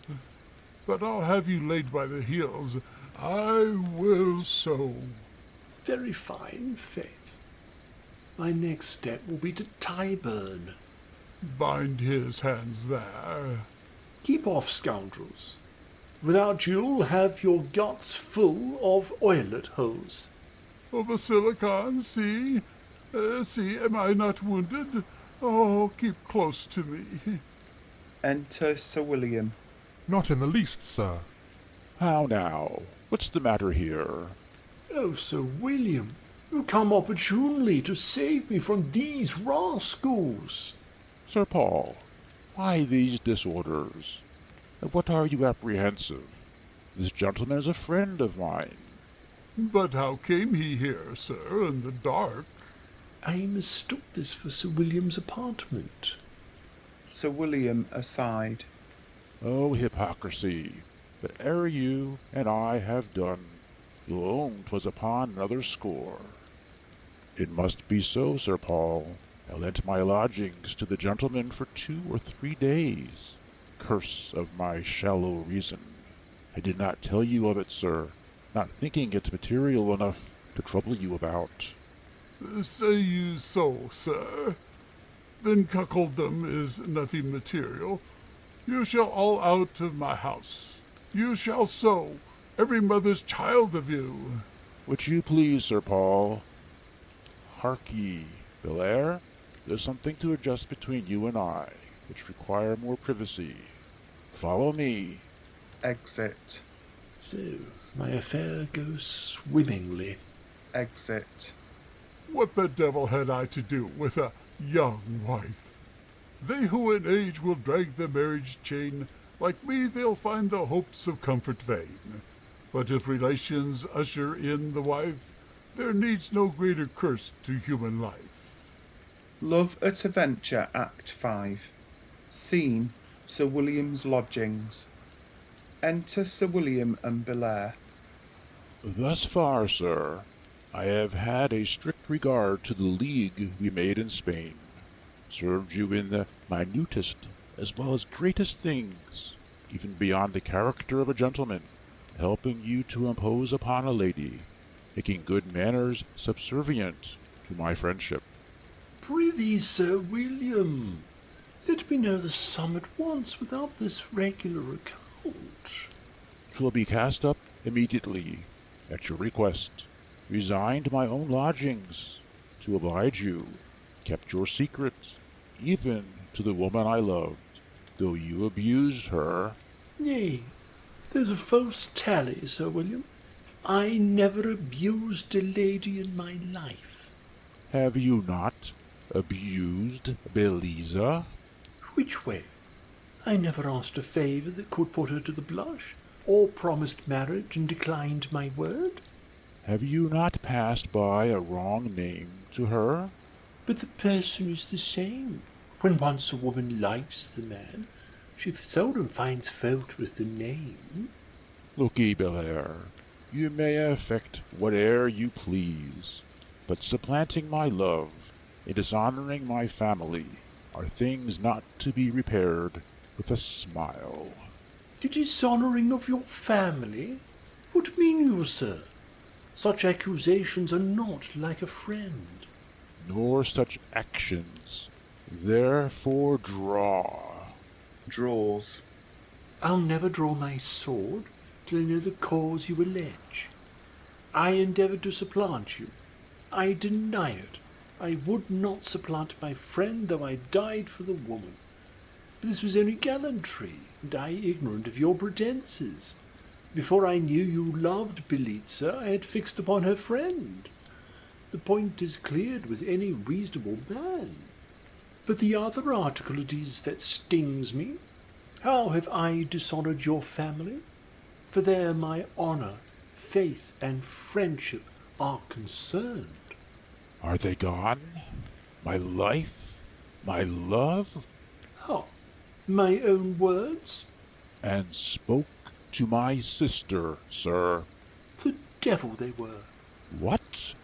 Are you astonished, sir? Draw instantly, or by the base affront you offer to me. Nay, hold, Sir William. For faith I will not fight thee. One word. Were it possible that I could know thy sister by instinct, or deny a fair lady in distress? Trifle no longer with my just resentment. Hear me out. If I plead not within the rules of reason, justice, and probability, pass sentence on me freely. She's young and handsome, her husband old and impotent, he full of whimsies, she full of love. He wrinkled and decayed, she warm and wishing. I young and vigorous, she married against her will, I not married at all. We met by accident. She lamented her misfortune, I pitied her. And what return she might have made? No man, not yourself, could have refused had the case been yours. Oh, but then she proves the sister of my friend. But my friend never told me that. Consequently, he is the aggressor. Now, Sir William, will you put yourself upon your guard, or put up your sword? Ah. My friend again, I confess thy arguments are unanswerable. Those we do not trust can ne'er betray us. Enter Robin hastily. Oh, sir, your father, Sir Thomas, has found your lodgings, and hears you've been in town this fortnight, and swears if I don't find you out immediately, he'll slice me into hash meat. He says he shall forfeit £1,000 if you come not presently. What shall I conclude on? Was yet my lodging? No, sir, he's upon the hunt like any bloodhound. I ran down 20 byways lest he should dog me. For you know, sir, I am your most careful servant. That thou art indeed. You must resolve to see him. And if I see him, there'll be no avoiding this hated match. Without, sir, you should take another name and persuade him you are not his son. I have the same honest, lying face, sir. Still, I'll swear you are none of my master. Knocks without. No, sirrah, that won't do with him. See who knocks. If it be my old master, what shall I say, sir? Must I lie or speak truth? Which you will. The condition's desperate. Re-enter Robin with a letter. Safe, sir, safe. A letter from your incognita, sir. Robin gives him the letter. Oh dear, cordial to my lovesick mind. Kisses it. Reads. I have used all my rhetoric without effect. My father resolves this night to give me to thy rival. Therefore, if thou hast any stratagem to relieve me, be quick in execution. We are now coming to Sir Paul Cautius's, who, it seems, is an old friend of my father's. You being in the same house renders you capable of seeing. Your incognita. Now, Sir William, I'll throw off disguise, confess who I am, and ask her of her father. If he refuse, my rival must measure blades with me. You shall be my second if it comes to a push, Sir William. My sword is still at my friend's service. Have it, and then. Out to my lodgings, dress, and return in an instant. Now, all ye stars that favour faithful lovers, prevent my meeting with my father. Exit. And his cane meeting my shoulders. Exit. Enter Sir Paul, pulling in Lady Cautious. You, troop, there, sir. Take your sister and get out of my house. Do so. You shan't bring gallants under my nose and lend your lodgings to rascals that would cut my throat. Mercy upon me. 'Tis a miracle the house don't tumble on our heads. I admire I'm alive. Thou art alive, indeed, and that's all. All, housewife? Why, you hadn't poisoned me or wounded me, have you? Looking and feeling about him. Enter Basilicom. Why, where are you, rascal? Look, am I hurt? Do I bleed anywhere? Not a drop, sir. Can you know by my eyes, my hands, or anything if all be right within me? Very easily, sir. You are in perfect health. You are sure on't? I am sure on't, sir. Why then, mistress, what do you mean, huh? That thou art an old, doting, despicable wretch. Hold, sister. Better language to your husband would become you. And for you, sir, since your ill manners proceeds from groundless jealousies, taxing a gentleman with crimes of which I know him innocent, making that a pretence to traduce the virtue of your wife, I advise you to recall your temper, and use her like my sister, or I shall use you like my enemy. And run me through the guts, I suppose. Was ever man thus plagued before? Lady Cautious weeping. Oh, this is the life I lead. My virtues still suspected, my innocence accused, and the quiet of my life destroyed. Did I truly merit his abuse? Patience and submission would become me, but I defy even the tongue of malice to asperse my fame or conduct. And do you think, brother, I'll endure this? Tamely to submit and cringe to what I hate? One word, madam. Pulls her aside. Boast not of your conduct, or your virtue, vile, audacious woman. The closet, mistress. Think on the closet. Does he know that? Oh, now I'm lost forever. Now, vent your clamorous virtue. All those in whose hands you lodge it, echo back, you have none. What sure disgrace attends unlawful love? Had I really fallen, I now should die with shame. What are they whispering about? Now contriving to make me away? 10 to 1, Basilicon. Oh, sir, I defy him to do that whilst I am near you. Oh, brother, forgive me. 'Twas the only slip I ever made. Methinks I hate myself for having, but in wish consented, and grow in love and virtue. Since I have not stained my family, the most was thought, for some good angel still did interpose to prop my nodding virtue. Take heed it nods no more. I will, for now the shame and ruin that must have attended me are so conspicuous to my sight that I will shun even the resemblance of a crime like this. If you'll but pardon me, I'll vow never again to fall from duty. On that condition I do. And now, sister, since your marriage knot can never be dissolved, till nature slips it, show yourself the pattern of a virtuous wife.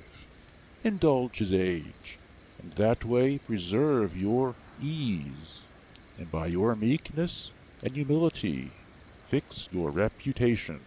I readily obey.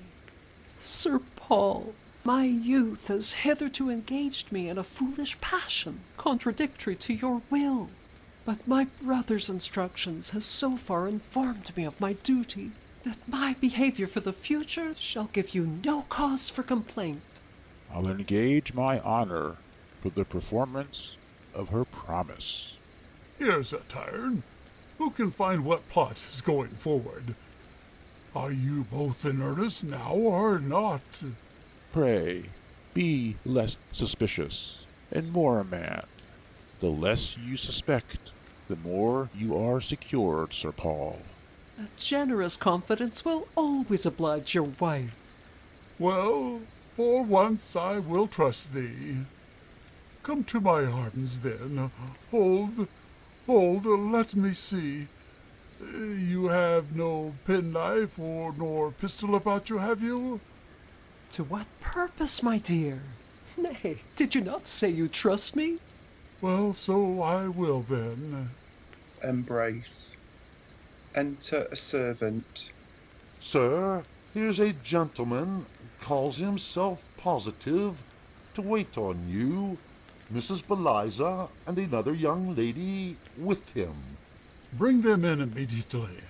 I have not seen him this many a year, and your mistress too will. We'll have a match before you part. A faith we will, my old friend. Enter Mr. Positive, Beliza, Camilla, Patch, and Flora. Welcome. I'm glad to see thee with all my heart. Ladies, you are welcome. Sir Paul, your hand. I could not come to town without seeing you. Faith! This is your lady, I suppose? By your leave, madam. Salutes her. This is my daughter, Sir Paul. I am come up to marry her. Why then I wish her much joy. I should be proud of being better known to you. And I of your acquaintance. Dear Belisa, how do you expect I should forgive your long absence? Not seen me in 2 days. I confess my fault. The readiest way to be pardoned is not to persist in the wrong. Indeed, madam. But who shall judge between right and wrong? Our reason, madam. That very often deceives us, especially if we put too much trust in the person. It requires judgment, therefore, to make a proper choice, for every accident depends on that. But why this indifference, madam? Why that question? Because love requires more freedom. But jealousy forbid it, Sir William. Only the effect of too much love. I ask your pardon for past offences. Rather of too much folly. Enter Belair. Ha! Revel at liberty again? And here, what can this mean? Ladies and gentlemen, your servant. Sir William takes him aside. Lady Cautious aside. Ha! The handsome stranger. I still my heart, and think not of him. Camilla aside. Now am I distracted to know whether this be her lover or mine. Sir William to Mr. Positive. Sir, here's a gentleman begs leave to unfold a secret to you. To me? Out with it, then. Sir Paul aside. Has he a secret for him, too? Ah, this spark is full of secrets. Sir, I presume you are the father of this lady? Camilla aside. This is Constant, that's certain. Belisa aside. So, now the game's up. As I suspected, all one man.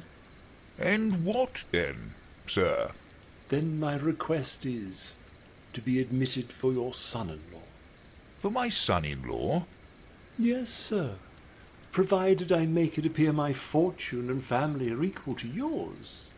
Sir, in one word, if you could prove your descent from the blood royal, and as many acres of land as the Po has engrossed, 'twould not avail ye that, d'ye see? Snaps his fingers. My word's my word. She's disposed of already, and so give yourself no further trouble. Camilla aside. Heartbreaking sentence. Is this your final resolution, sir? Why, sir, what reason have you to believe I should alter it? Because, sir, I have some reasons to believe your daughter loves me, and I hope you'll not force her inclinations. You have some reasons to believe she loves you? What reasons, sir, what reasons? You have not lain with her, have you? For that's the surest reason a man can build upon. You surprise me with your questions, sir. It makes me blush to hear you give utterance to a thought like that.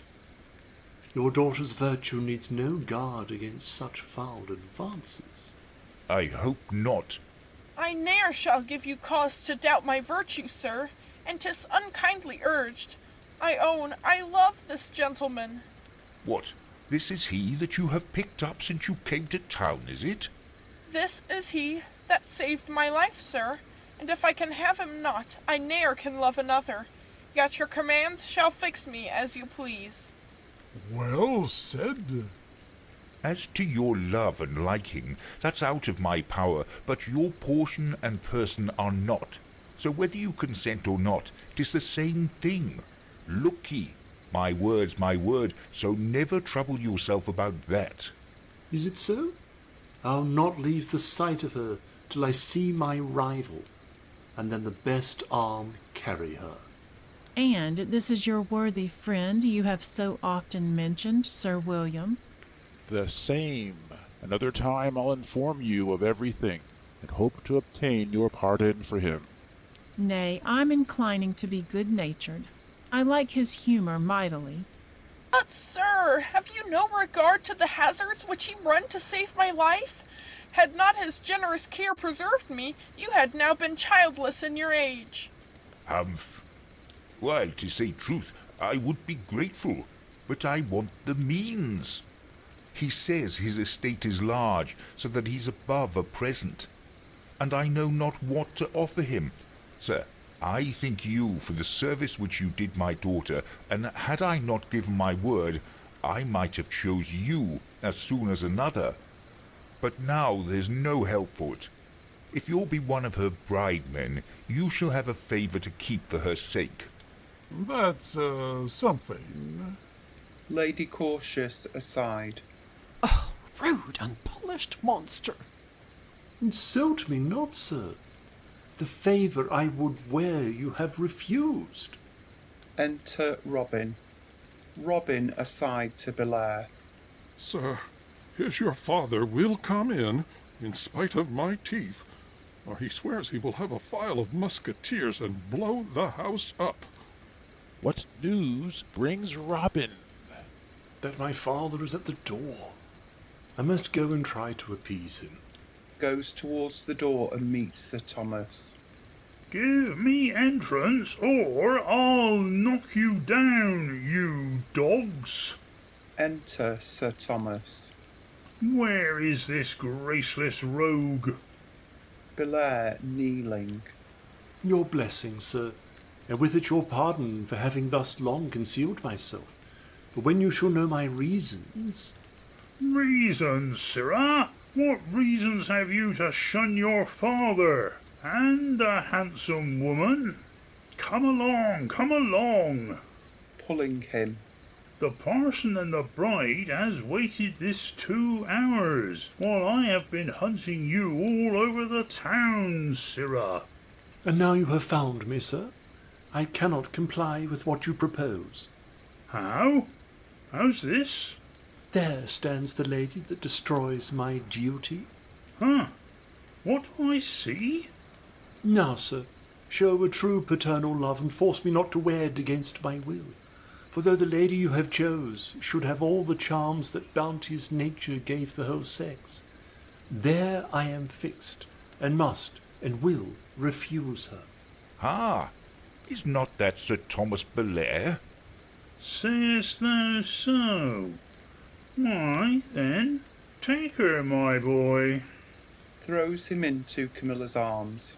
For this is she thy father did design for thee. O transport! O unexpected happiness! Oh, excess of pleasure! They embrace. Mr. Positive, your servant. There's my son. So I see, sir, and am glad of it with all my heart. Now, sir, your consent, I hope, is free. Why, this is the prettiest turn I ever saw. I am so overjoyed I shall jump out of my skin. Camilla, there, take him. Calls her to him and throws her to Belair. My love, my life, my soul's best comfort. I am pleased to see the event so lucky. So am I. Love is the strongest guard to restrain liberty. Look up, my Constant, and bless our friendly stars that thus have turned our disobedience into duty. Oh, I was lost in rapture. The powerful torrent rolled too fast, and sinks me down with pleasure. Now no more that name, but know thy husband wears that of Belair. And now, madam, I must ask your pardon too. And you, my friend, I give you 1,000 thanks, and wish you as happy in Belize's love. I am glad to see you out of prison, sir. But how? Those stratagems are vanished now, and I rely on your good nature to forgive me. Nay, niece, I seldom ask favors, therefore must not be denied. You and my wife's brother must make the second couple. I must second Sir Paul in that request. Complete my happiness, and bear me company. Augment my joys by crowning off my friends. Let not all entreat in vain, madam. Well, Sir William, I'll run the dangerous venture of a jealous husband for once, but let me caution you aforehand. The more you suspect my conduct, the less I shall consult your humor. The more you watch me, the more I shall study to deceive you. Leave then your Spanish airs, and put the true English husband on. That is the only way to have a virtuous wife. Your advice is so reasonable that you shall be mistress both of yourself and me. Well said, brother. Thy example shall be my guide for the future. Come, we'll be merry. I'm resolved. Who is within there? Enter servant. Go to the playhouse and desire some of the singers and dancers to come hither. I am not often in this humor, but we'll be merry while it lasts. Go in my name, though not refuse me. No, thou art a good benefactor to them. Enter Ned. Ladies and gentlemen, I wish you joy. I overheard the conclusion of your happiness, and to crown your mirth, here's a comical figure upon entrance. Enter Woodby in his waistcoat. Ha ha! Mr. Woodby, without his clothes, what dost thou design this for, a masquerade at my wedding? Woodby aside. Married, and to Beliza. Then the good opinion Ned said she had of me is come to nothing, I find. Oh, Sir William, I am undone forever, robbed of my new coat, that I but just put upon my back, by the most whimsical stratagem you'd ever heard. Ha ha ha! Mr. Woodby outplotted. How was it, prithee? Why, sir, you must know I had just made up such a suit of clothes as that you have on, and was coming hither, but meeting your brother Ned, he would needs press me to the tavern to give him beverage. So in we went.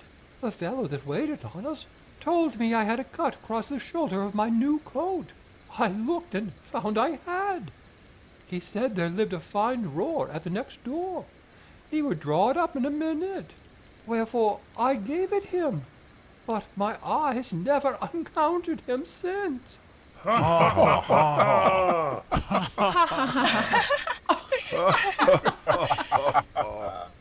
Is your subscription come to this? Why did not you examine the house? I did, and they say he came in with me, and told them he was my servant.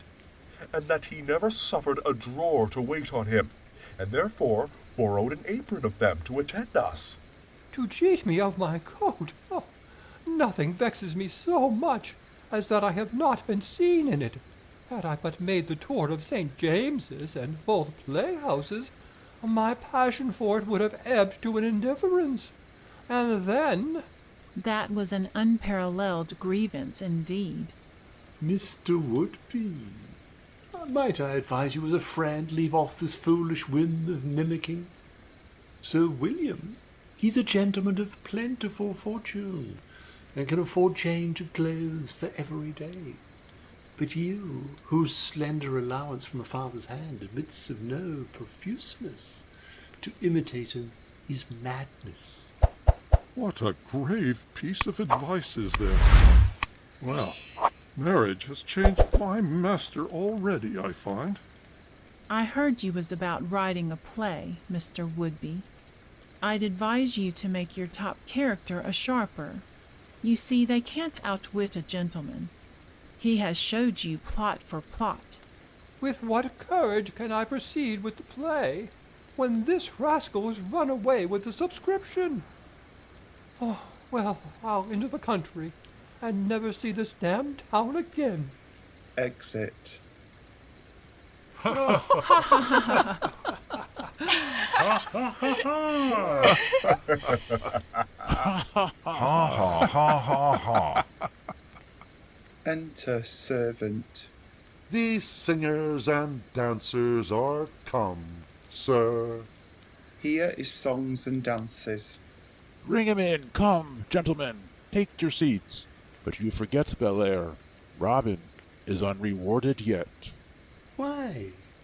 He shall choose between the two maids. Ah, Patch, Me do you choose? thou tempt'st me.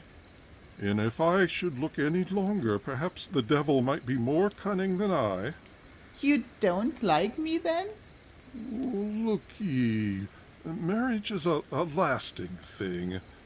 If it were for 6 months only, I might venture upon thee. But for all the days of my life, mercy upon me.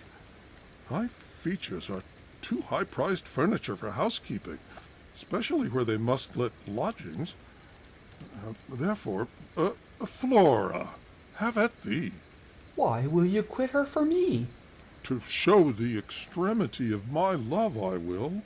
Fool, didst thou think I would have had thee? Dost thou know that I have had my nativity cast, and am told that I shall marry a knight at least, if not a lord?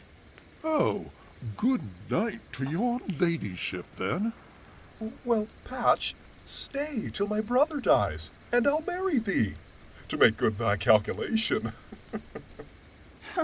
Though thou shouldst make me a lady, you'd not better my fortune much by being your wife. Our humours would quickly consume our estate.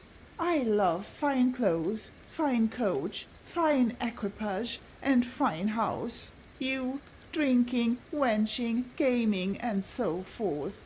That when I wanted a new suit in the morning, you have flung off your money overnight. She has hit you home, brother, for your jesting. Well, since we know one another's infirmities so well, we'll keep as we are. Now, my fair Camilla, I am happy.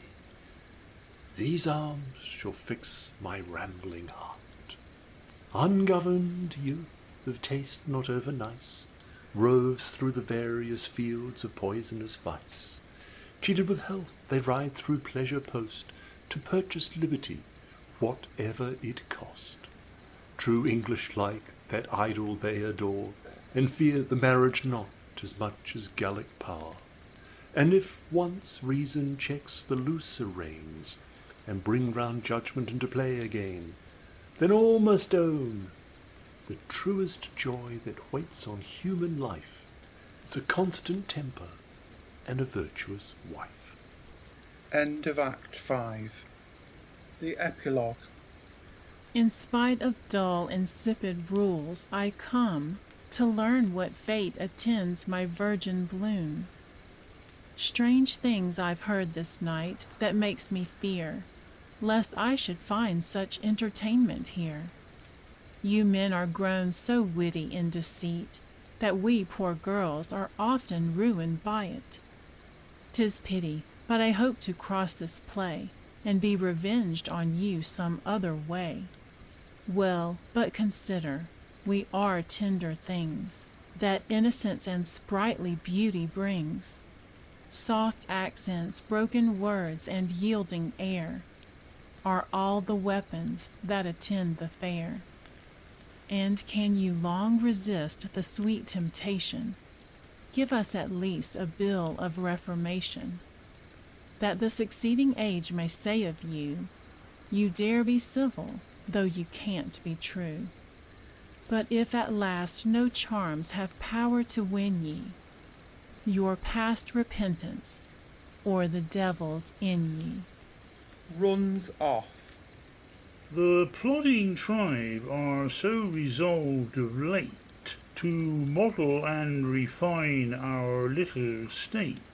I fear to great ones we have this relation, they'll ruin us at last by reformation. What heavy race so far without the city could think of plaguing us for being witty? But were we broke, disbanded I would speak, for nothing but a shopkeeper should break. Men of our quality would rise by falling, and grow more eminent in any calling. Our various virtues would fit all conditions. They that want piety might turn physicians. A doorkeeper whose cheats we can't prevent would surely thrive in any state employment.